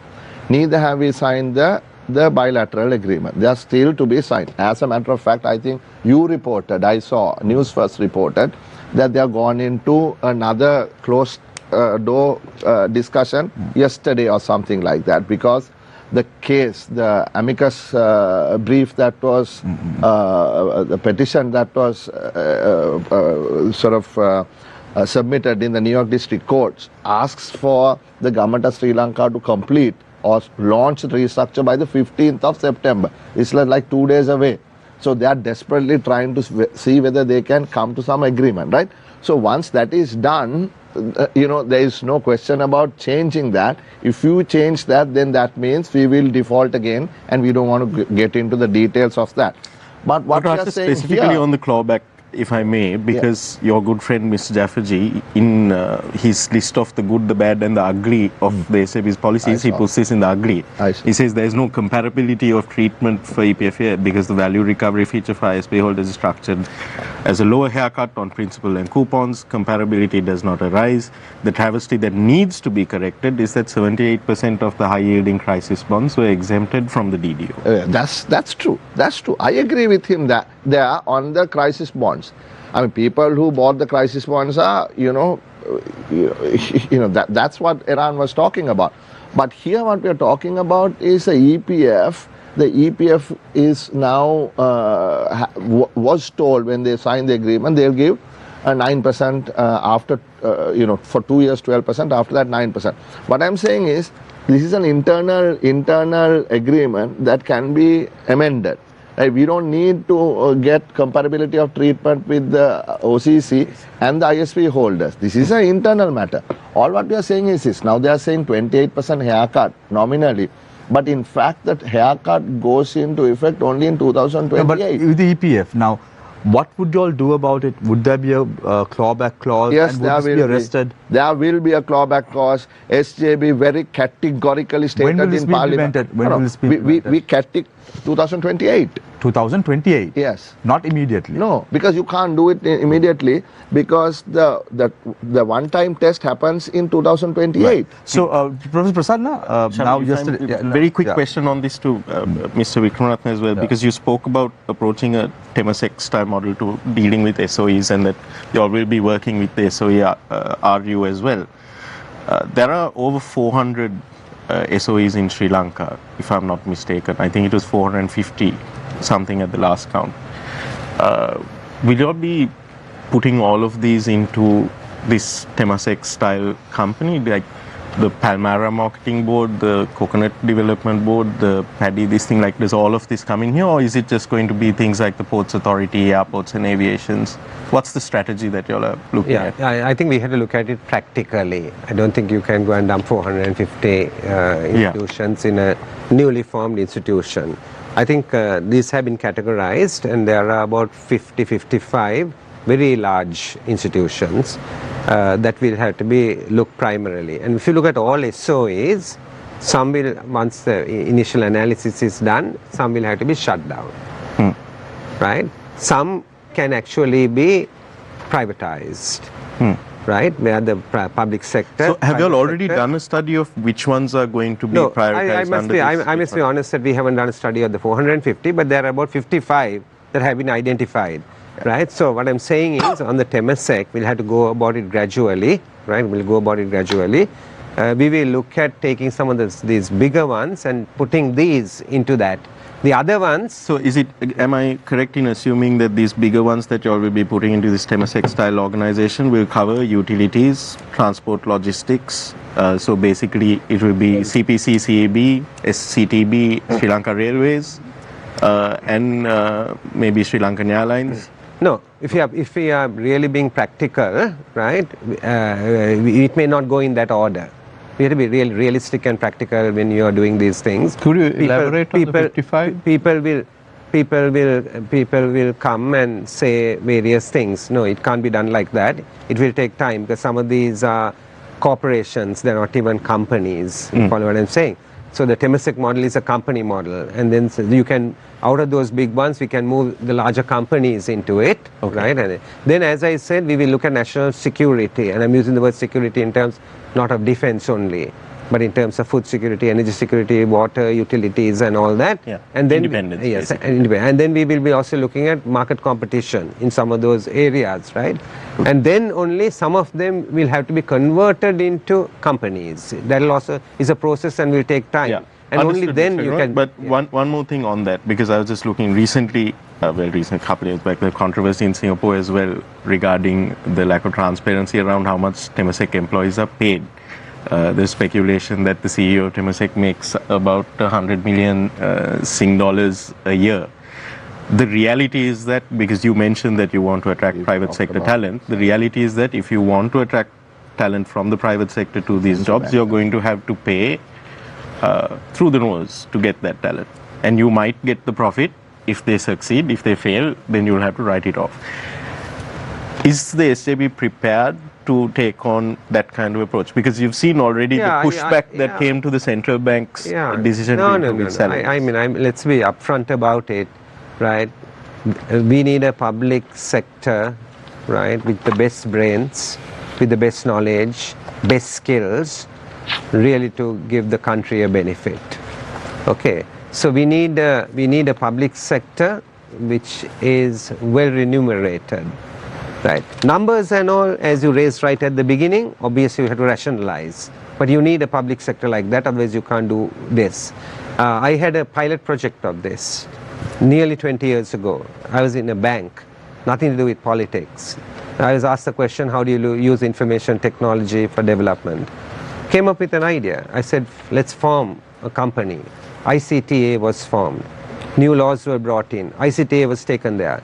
The government had an existing company, right? I went there and I visited it. And I saw that there were more drivers and more clerks than there were technology people there. So there was no way that technological objectives could be achieved. So we set up a new company, we took it there. And one of the things we did there was we got the freedom at market rates to actually employ the relevant people. The East Sri Lanka project was born out of that, and the World Bank gave $60 million in doing it. So the principle, hindsight when you look at ICT. The principle, no, in hindsight, I can answer you in hindsight as well. I can answer you in hindsight. Right? What did happen with that is, because you asked that question, is right, very low internet penetration, usage was extremely low, e-government was extremely low, right? And then even procurement and getting the public sector in. All the major companies that came in at that time, only they came in. After that, we haven't seen those ICT companies coming in, whether local or international. After that, we haven't seen it. Even business process outsourcing, we haven't seen it after that. So the point I'm making is this: we have to be realistic. If you really want to see the change, when you form a Temasek, you obviously have to pay. There's no question. Otherwise, you can't attract it. And the returns are going to be higher, right? Otherwise, you won't be employing. And then there are returns, like in the private sector. If you hire a top guy, a CEO, and he's not delivering the returns, when the review is done, the board of directors will tell him, I think you should find another job. Right. So basically, just on ICTA, when you look at it, you look at throughout their existence, the projects that they've been responsible for, digitization of state infrastructure, things like that, has ICTA justified the investment that the government has made into it? I mean, there are government offices that are still using Gmail service. No. It's good that you're asking the question. It's good to be clear in the public mind. ICTA has justified it. You know what happened after that? Do you know what happened after that? Mahinda Rajapaksa basically took it over, and they brought it outside the Companies Act, and they have made it just another government department, and they have stuffed people in there. The best people have left, and they have ruined it. Harsha, now they have just ruined some it. Clarity on what you said about the deal. However, I am aware on the 3rd of July 2024, Bloomberg reports that Sri Lanka struck a deal to restructure 12.6 billion of bonds with its creditors, bringing the South Asian nation closer to completing its debt overhaul. But you said before that there has not been a deal with bondholders yet. But yeah, this is what otherwise. that was a cleansing document. It was a cleansing document. It's not an agreement that has been reached. No. There was several rounds of closed door discussions, and then they came to some agreement which was released to the public, termed a cleansing document. Now that had to go to two different entities. One to the IMF, to see whether that was within the debt sustainability agreement, DSA framework. Then two to the OCC, that is the Paris Club and the non-Paris Club, to see whether there was comparability of treatment with the OCC and also with Exim of China.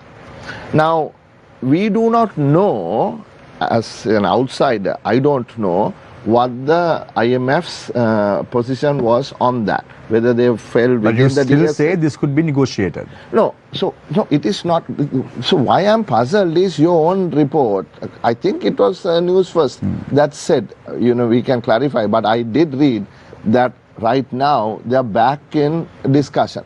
So if they are in closed-door discussions today or yesterday, you can negotiate again. No, because if the IMF agreed that it was within the DSA, and the bilaterals and the OCC agreed that there was comparability of treatment, then the bond, the new bond, the restructure could have been launched. Right. So, but it hasn't been launched. So Harsha spoke about the DSA, and you're very passionate to talk about the DSA as well, Professor Prasanna, in my earlier question.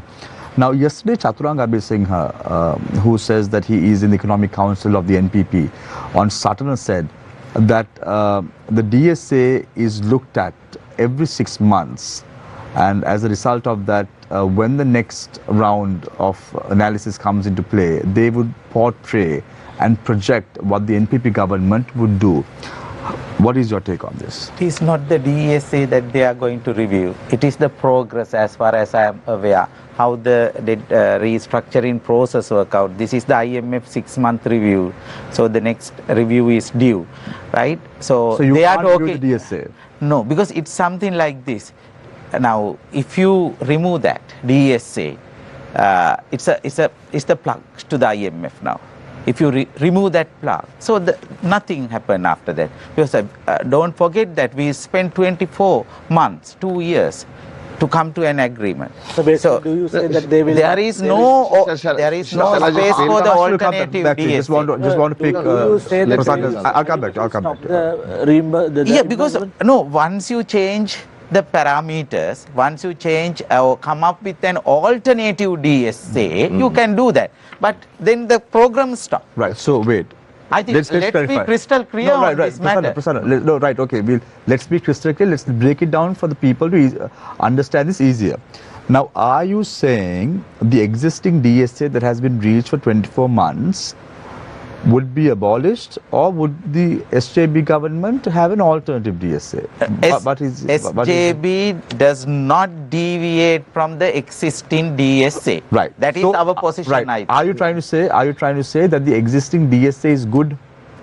You're putting him because he's an academic, no? Yeah. I mean, we are the people of Harsha, he said that he won't talk about the DSA. He talked about it from an academic perspective, no? Right. Let us take. I think I made my position clear. Let us take the politics of the DSA. Let me ask you this question again, so it's easier for people to understand. Now, Professor Prasanna is saying that for the 24 months DSA that has been placed already cannot be repealed. Yeah, what he said is you cannot have an alternate DSA. That is what he said. So the current DSA has to stand supreme or reign supreme. See, DSA is something that is prepared by the IMF's board, the staff put to the board. Of course, we can participate in the discussions. I mean, what is the point in the bank telling the project man, the would-be borrower, this is a project proposal, why don't you send it? That's not how it works, no. The guy who's trying to start a business will say, this is what I want to do. So Harsha, and then the bank will review that. So Harsha, usually now what we hear from the political fora, what we hear especially from Ranil Wickramaratne's camp is the fact, the same sentiment. The DSA cannot be repealed or renegotiated, and you are of the same opinion right now. Am I correct to say that? I mean, so this is not Ranil Wickramaratne or somebody else. It is the reality that is, right. the global reality. Right now, Harsha, do you agree that the country's economy and the IMF is one of the major topics that is being discussed at this presidential election? Of course. Right. So what is the point of having an SJB government if you all can't change the DSA? Right, why can't we go ahead with the Ranil administration itself? I'll just give one little example. Now, no, I'm playing the role of the devil's advocate, Harsha, because we have to play that. That's fine, Swami, that's fine. Right, okay. I heard Honorable Dissanayake saying somewhere, or somebody, some senior gentleman in their party, that the Chamber of Commerce said that the economy will grow at 6.5%. But in the IMF's DSA assumption is 3.1%. So he said, if the economy can grow at 6.5%, obviously the parameters will change and we can change the DSA. Now I can say that I will grow this economy at 10%. But that doesn't mean the IMF is going to agree to that. So ultimately they can say, but just because they say doesn't mean they accept. So this is not, I cannot dictate to the bank. I am asking a loan from the bank. I can say, look, Mr. Manager, this is what I plan to do. Then Mr. Manager will take a look at your project proposal and all of that. They will evaluate it and say, look, I understand what you're saying, but this is what we think. So Harsha, based on what the NPP is saying, are they trying to mislead the public? Because I don't understand. It's not. Actually, one has to have, I mean, Eran was a CEO of a bank, right? I was also the chief economist and treasurer of a bank. For 31 years, I have dealt with, no, not 31 years. I left the bank subsequently, but 31 years ago, I started dealing with the World Bank and ADB and folks like that. So there is a way in which you negotiate with these people. Of course, we need to try and get the best DSA. Of course, we need to try and get the best deal from the creditors. But that doesn't mean we can dictate to them. Of course, we can say, look, we don't agree with your DSA, so therefore we don't agree with your parameters. So they can say that's fine. So that's fine. So what Prasanna said is, if they say that's fine, that means go find your money from somewhere else. IMF came to this 3% growth rate and everything because their experience, the similar experience, suggests that the growth has been taken in a slow way, like not like 5. And there is a danger if you increase the growth rate. So when we are reaching to the private bondholders negotiation, if we change these parameters, we won't get the haircut. That's the point. That's really the point. That's that they are not talking about, right? That is being either irresponsible or completely ignorant. No, there's a point. There's a huge point in what Prasanna is making. We understood. So, for instance, if we say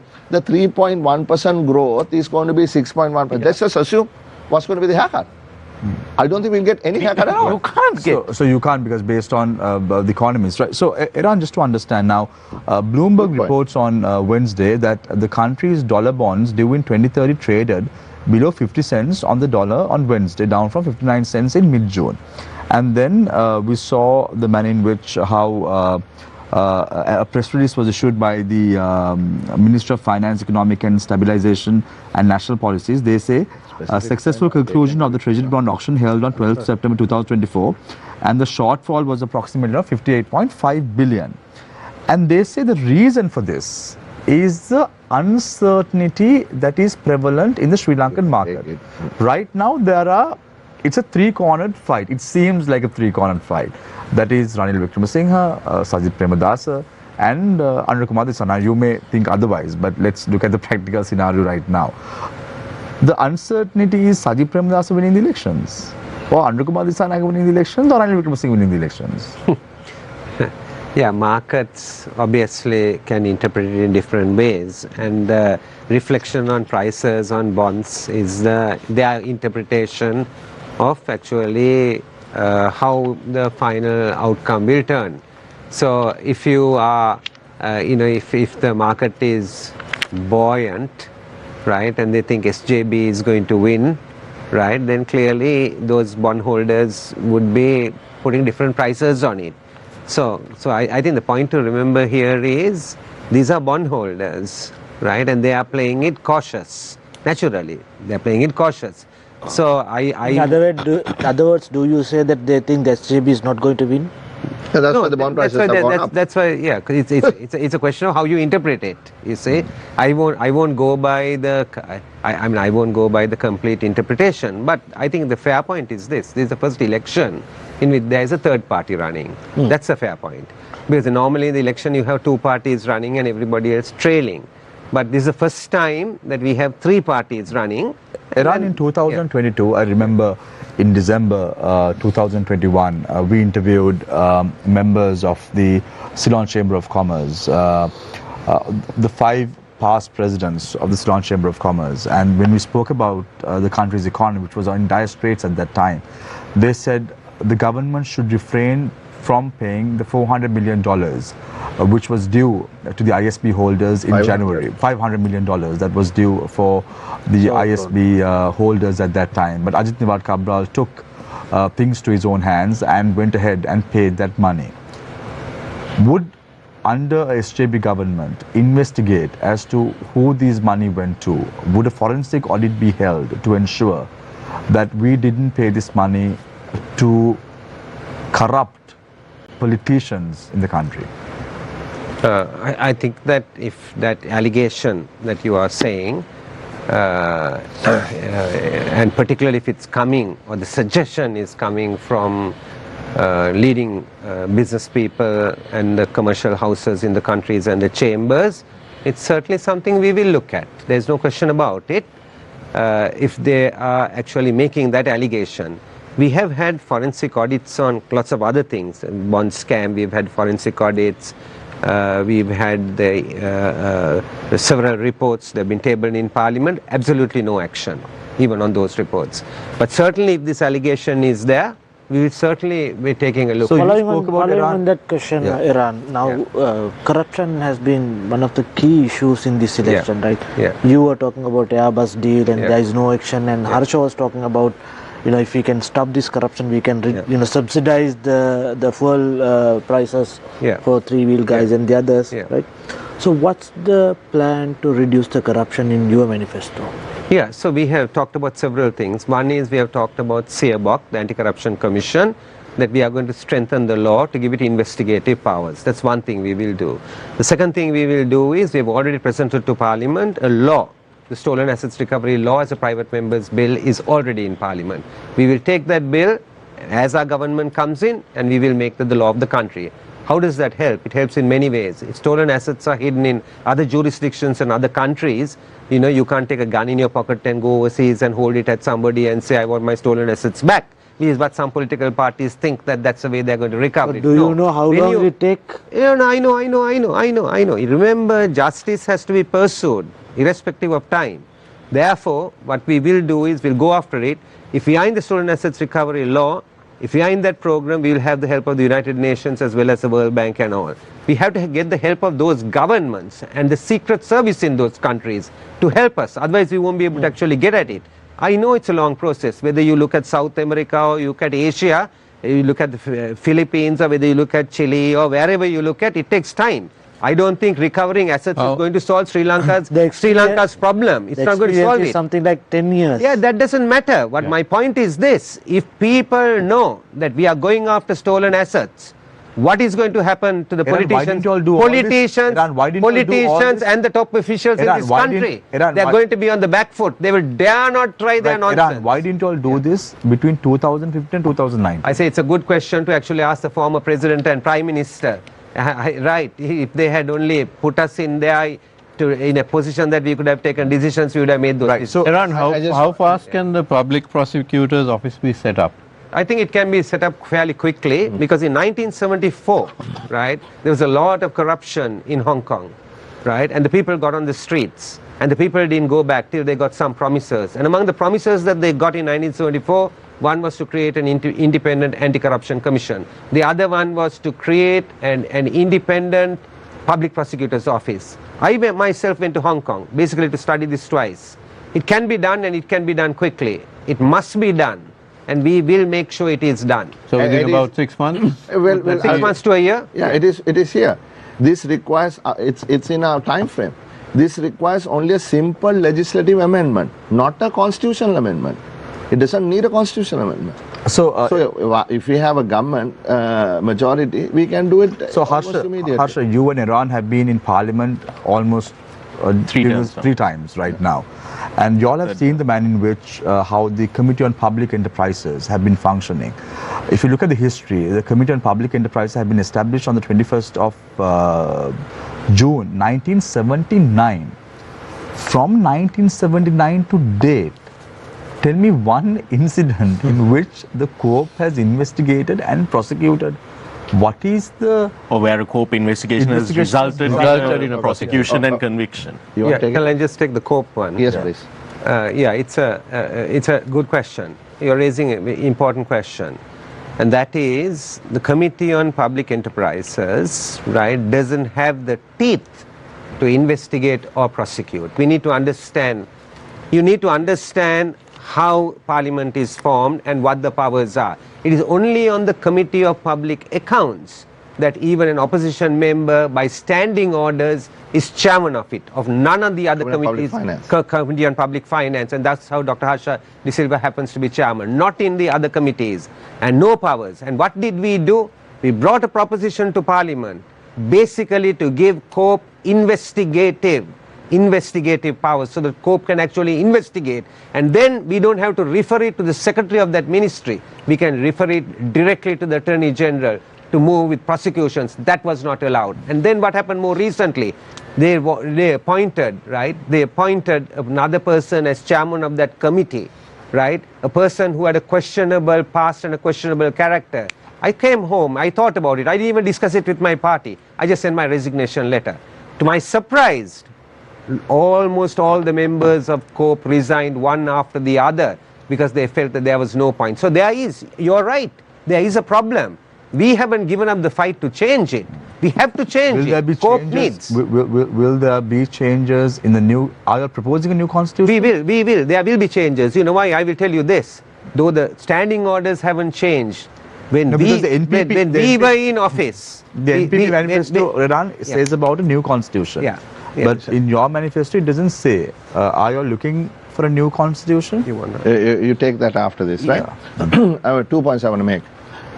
So the VFS scam, right? So I chair the Committee on Public Finance. Like Eran said, there's only one committee chaired by the opposition by standing order, and that is our committee. And you know, I've been fired, rehired, fired, and for the third time. And rehired. you never reveal the information on that, right? Right, I'll tell you now.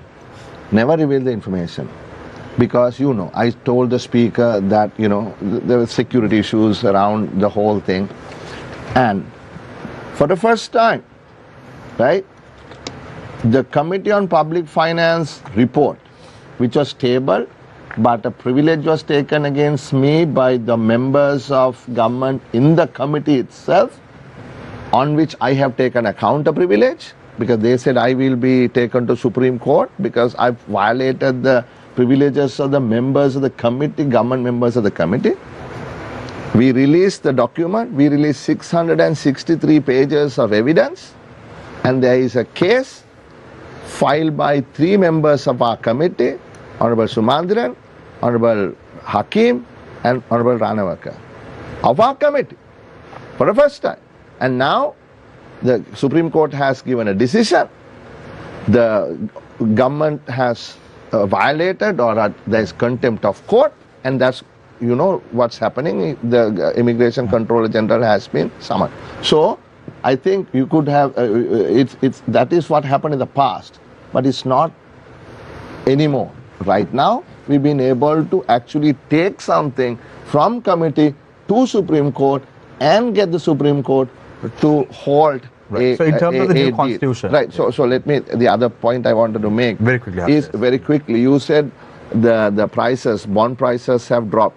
I saw on your program, Face the Nation program, the gentleman from the JVP kept on arguing. NPP. What do you mean NPP? What's the difference? National People's Power. What do you mean? What's that? No. That's the Vietnam party. Well, that's the party they represent. Like the Vietnam. Right. I mean, come on, let's not joke around, man. I mean, be serious. The JVP. But I mean, to be fair by them, they're not members of the JVP. The gentleman. No, but how you can this party? But yesterday show was with the NPP members. If you are talking about the JVP, that's it is the JVP. To me, it's the JVP. There's nothing else a facade, right? That's another matter. But they kept arguing, what is 3 cents from $100? What is 3 cents from $100? The prices dropped 3 cents, $100 bond. No, it's $1.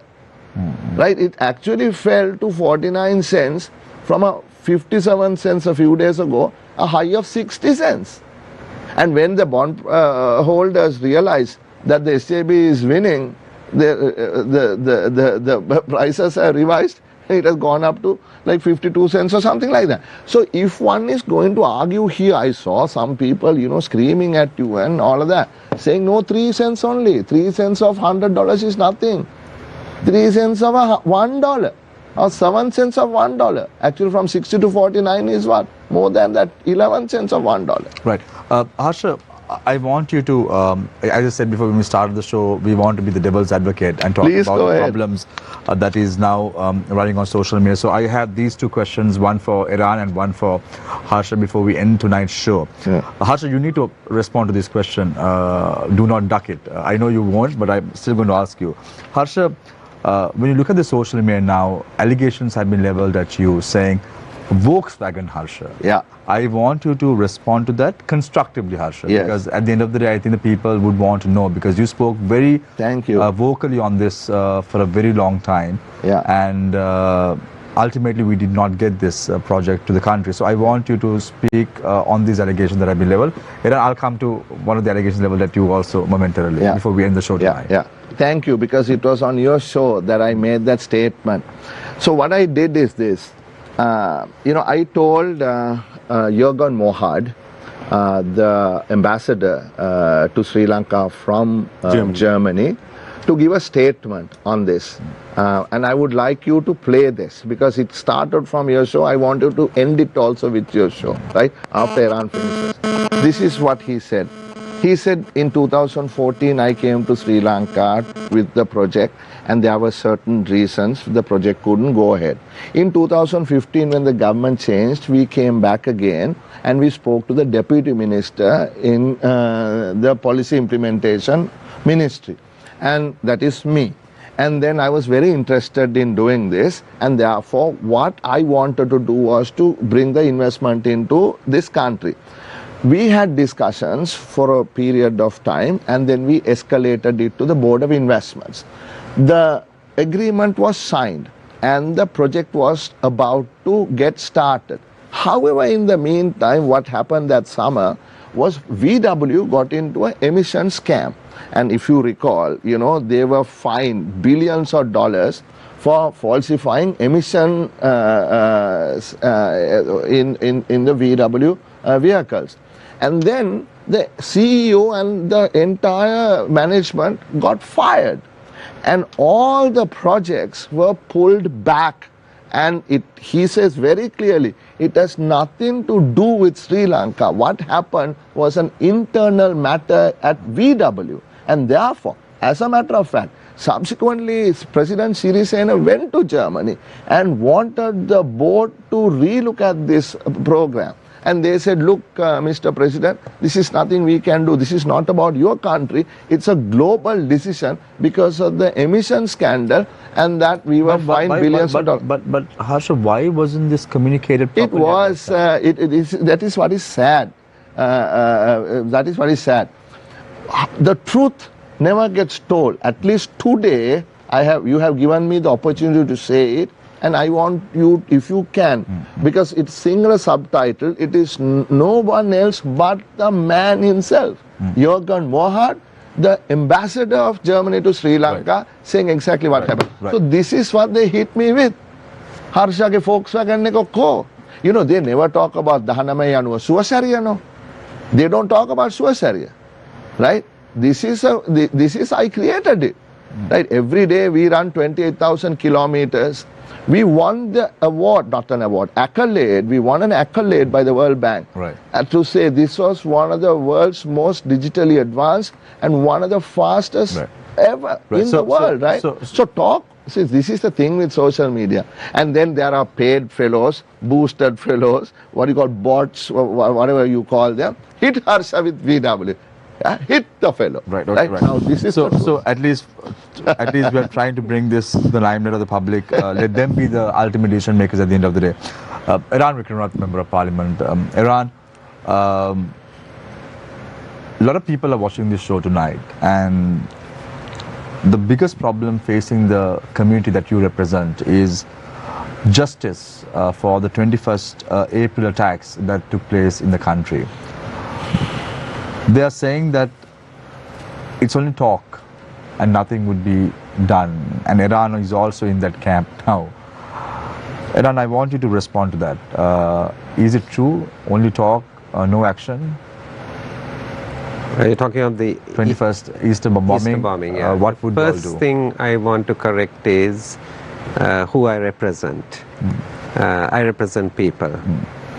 I represent people irrespective of their race, language, class. I represent people. That's how I have been brought up. I was in school in a class where I was the only child out of 35 who had a non-Buddhist father. But it was drilled into me that I represent everybody. So I stand up for justice issues, whether it's Mr. Hizbullah, whether it's Dr. Shafi, or whether it's the Easter bombing, or whether it's an attack on the Dalada Maligawa. It makes no difference to me. Right is right and wrong is wrong. Justice is justice. I think that when the Easter bombing actually happened, I was the first person probably to be summoned by the CID. It just happened that that day I was with Harsha and we were at a World Bank meeting. I was rushing down from the World Bank meeting on the lift, and Harsha said, "Where are you going?" I told Harsha, "I'm going to the CID." Harsha said, "What?" I said, "Yes, they have summoned me and I'm going there." I took it very lightly.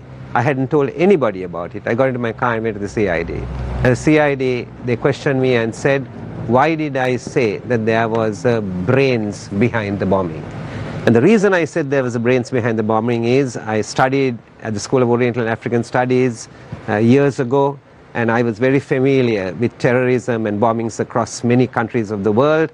I had watched it, observed it, and I know when these incidents do happen, why they happen, and all that kind of thing. So I came and said that. Then they asked me, "You are saying there is a brains behind this. Who is the brains? Is it the president? Is the prime minister? Is the CID? Is the police?" And they went on and on and on. And I took it on. And I said, "Look here, I am the member of parliament. I should be asking the question. You should be finding who it is." Right? This is how the thing started. And for quite some time, right, people found fault with me because they felt that I was kind of pursuing a different line to what actually they thought. And I must say this, they fooled political leaders in the country, right, trying to take them in a different direction. However, it took about a year and a half where everybody came to the same conclusion I came, that there was more to this than appeared, and there must have been some thinking that actually went into this. Anyway, justice hasn't been done. And our government, our party has made it very clear, that when our government is in office, that the commission will be set up, and when the commission is set up, we will even get international cooperation in investigating it. We are not tied up with this thing that everything has to be Sri Lankan. If we need foreign help and assistance in investigation, in enforcing justice, we will get that. Is the position of the SJB the same on the UNHRC as well? Yes, of course we are open. We are UNHRC report. We are sensitive to it. We know that there have been so many persons who have gone missing in this country. No closure for those families. There must be closure for those families. Justice must be done by those families. And this is not families just in the north and the east, which everybody tries to think about. These are also families that lost their children in the JVP uprisings in the 1980s. It's all families. They're all equal. Whether they're Tamil, they're Sinhalese. If a mother has lost a child, we equally feel for them and we are going to equally fight for them. Justice must be done. And therefore those processors... On that matter, there are 25 identified mass graves in Sri Lanka. Most of them are outside the northeast. We're talking about Suryakanda, we're talking about Matale, and of course we're talking about Chemmani, Mena and so on. So the bodies are there, the remains. It's a simple matter of DNA testing, and no government from 1994, when the first mass grave was discovered at Suryakanda, to now, no government has carried out the DNA testing, which will then identify who those victims are and bring closure to the families. I mean, let's leave prosecution out of it for the moment, but even just closure. Would an SJB government go ahead and do this? It's a very simple step. Yes, Niresh, I'm no scientist, but if it is like a DNA test that has to be done, we can get international support for that. We will do the DNA test, and particularly, as you said, in the 80s also lots of families lost their kids, and we will bring closure as much as possible for missing persons, because this country needs to get over this. We need to have reconciliation. We need to bring people back, and we need to bring families together. We need to bring communities together. There has to be healing. Sri Lanka's #1 problem, I always say, it is not the economy, like most people think it is. It's a rule of law has been absent. And if we can establish the rule of law using the Office of the Missing Persons, using reparations, using reconciliation measures, we, the SJB, are committed. So, Eran, very quickly, you said brains behind the attacks on the 21st of April 2019 attacks. Do you know who carried out the attack? No, I mean, that's clearly the information was there with the authorities. The information was there. The question is, who are the people who had the information? Who are the people who could have prevented it? It didn't prevent it. Some work has been done by the courts already, right? There are thousands of pages of things that have been done already, right? And we are saying is, translate that into a justice process, so those families who have lost will feel a sense of justice has been done. Still those volumes, large volumes have not been made public. Under your government, under SJB government, would it be made public? Yeah, we will, I will answer that question like this. What we will be interested is in prosecution, right? And therefore, after the lawyers have looked at it, I think what needs to be kept for prosecution and not made public, and the rest could be made public. That's more legal question, and I would not want to really commit myself on so, the last round, I want each speaker, I'll give 2 minutes each to speak about why should the people vote you in on the 21st of September 2024. Why should it be Sajid Premadasa, the 9th Executive President of the Democratic Socialist Republic of Sri Lanka? I start off with Professor Prasanna Perera. Yeah, we need a manifesto and a practical program to win the present challenges. Sajid Premadasa's policy statement followed by the blueprint is positive because it was practical and it explained with short run, medium run, long term objectives, plans and interventions. For the first time in the history of Sri Lanka, Sajid and the SJB created both a blueprint, a roadmap and a manifesto. What should win in the upcoming election? Aren't they the roadmap and the manifesto? So SJB has clean and transparent leadership, a team and a program to realize its roadmap and the manifesto. So our manifesto and blueprint are data driven, and our opponents, they carry essays and pictures and past stories in their manifestos. We have programs for our country's future and especially for our economy. Let us rally together in the coming few days and vote for Sajid, who can unite all Sri Lankans and bring a win for all under Samagi Ratak. Thank you very much, Professor Prasanna Perera. I now move my attention towards Eran Wickramaratne, Member of Parliament. Yeah, we have chosen a democratic way of life. I think we need to preserve it. Authoritarianism is not what we have chosen. And recently, a United Nations report also suggested that Sri Lanka is moved more in an authoritarian direction. The President of the country has been accused by the Supreme Court of the country for the violation of the Constitution, both in the appointment of Inspector General of Police, violating the Constitution because the Constitutional Commission authority has been overlooked, and the second time it's postponing an election which was due, which he had no authority to postpone, again in violation of the Constitution and the sovereignty of the people. So authoritarianism has no place. We need to have a democratic system.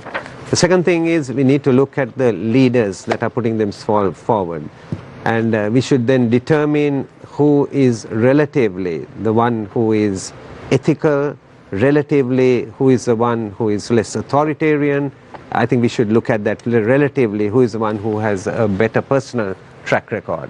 Then we should look at the program. The programs are clear, we've been debating that today, and look at the program. And then finally I would say we need to look at actually who is a team behind the program. Any successful CEO will say that. Any institution that you have been CEO with doesn't succeed because of you only. It's because you have a team, and the team has really helped in succeeding. So I would say look at this and look at experience of the team. This is a very critical point.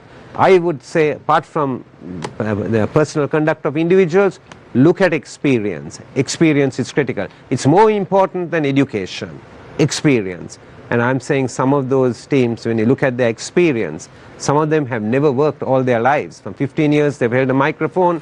At 55 years also they're holding a microphone. Look at the people around them, they've done politics, but they've never been to work. Therefore, look at the team before you decide. Thank you very much, Eran Wickramaratne.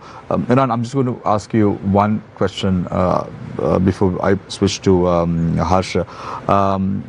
The appointment of a nationalist member of parliament is a big question mark now for the people. It seems like Sajid Premadasa does not want to make that decision yet until the elections are over. We saw Harin Fernando's nationalist seat fell vacant. Why isn't it that Sajid Premadasa is not naming who his nationalist parliamentarian is? It was simple reason, because it was on a verge of the election, and therefore decided to make that appointment straight after the election when Parliament meets. Right. Thank you very much. Dr. Harsha De Silva, Member of Parliament, your closing remarks. You know, as a father, I have 2 children, and all what I want is for both my kids to have the best. I want them to have the opportunities I didn't have. I want them to succeed. And every father, every mother feels the same. So what is the point in this hopelessness that my kids won't have a future? All of us are in politics not because we have nothing else to do. We are here because we have this urge, a need inside that we want to create a better country, right? Better country for the young people, kids. You know, for 75 years, many things have happened. We are not a basket case. People who perhaps have never seen the world called us a basket case. Look at our living standards. Look at our human development index. We are like a developed country. Of course, we have seen some reversals in the last few years. You know, we haven't really been able to get our economy right. That's where we have faltered, right? So we must understand we are not having just a passing crisis. We have an insolvency problem. We have been sort of frogs in the well for a long time. We are one of the closest economies in the world, right? We are. So therefore, we must open this country to the world. We must integrate with the global production networks. We must build bridges to the world. You know, we want to create a dynamic export-driven economy so our children will have a future. They will have to work in jobs that they don't perhaps even know what, and they probably don't even exist today, right?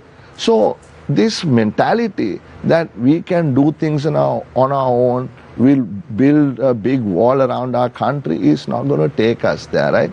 So Sajid is a man who can see the future with us. Sajid also is a man who doesn't just look at the numbers. He feels for the people of this country. You know, perhaps all people who are watching this may not be able to understand the poverty in Sri Lanka.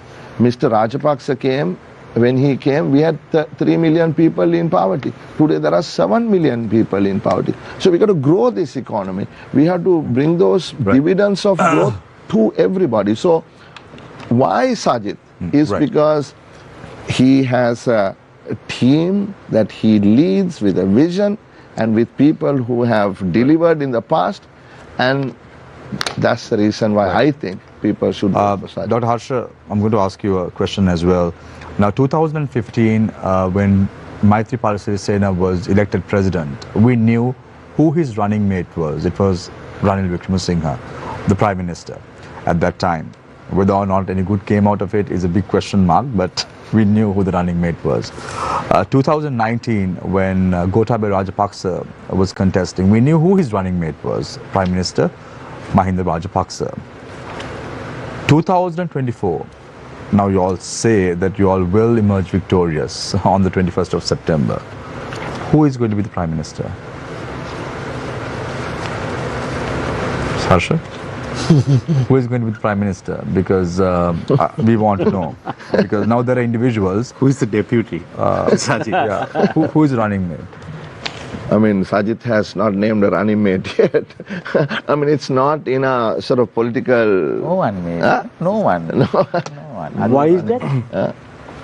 Harsha, I asked you this question in 2019 in June. I can't remember which week. But I asked you when Sajid Premdas was running for presidency, 2019 June, I said, why can't Dr. Harsha De Silva be the Prime Ministerial candidate? And you laughed. And now I asked you the same question with regard to who the running mate is. You are silent. You don't have any expectations. no political ambitions as such. He's still laughing. He's got a smile on his face. You're putting him in a spot.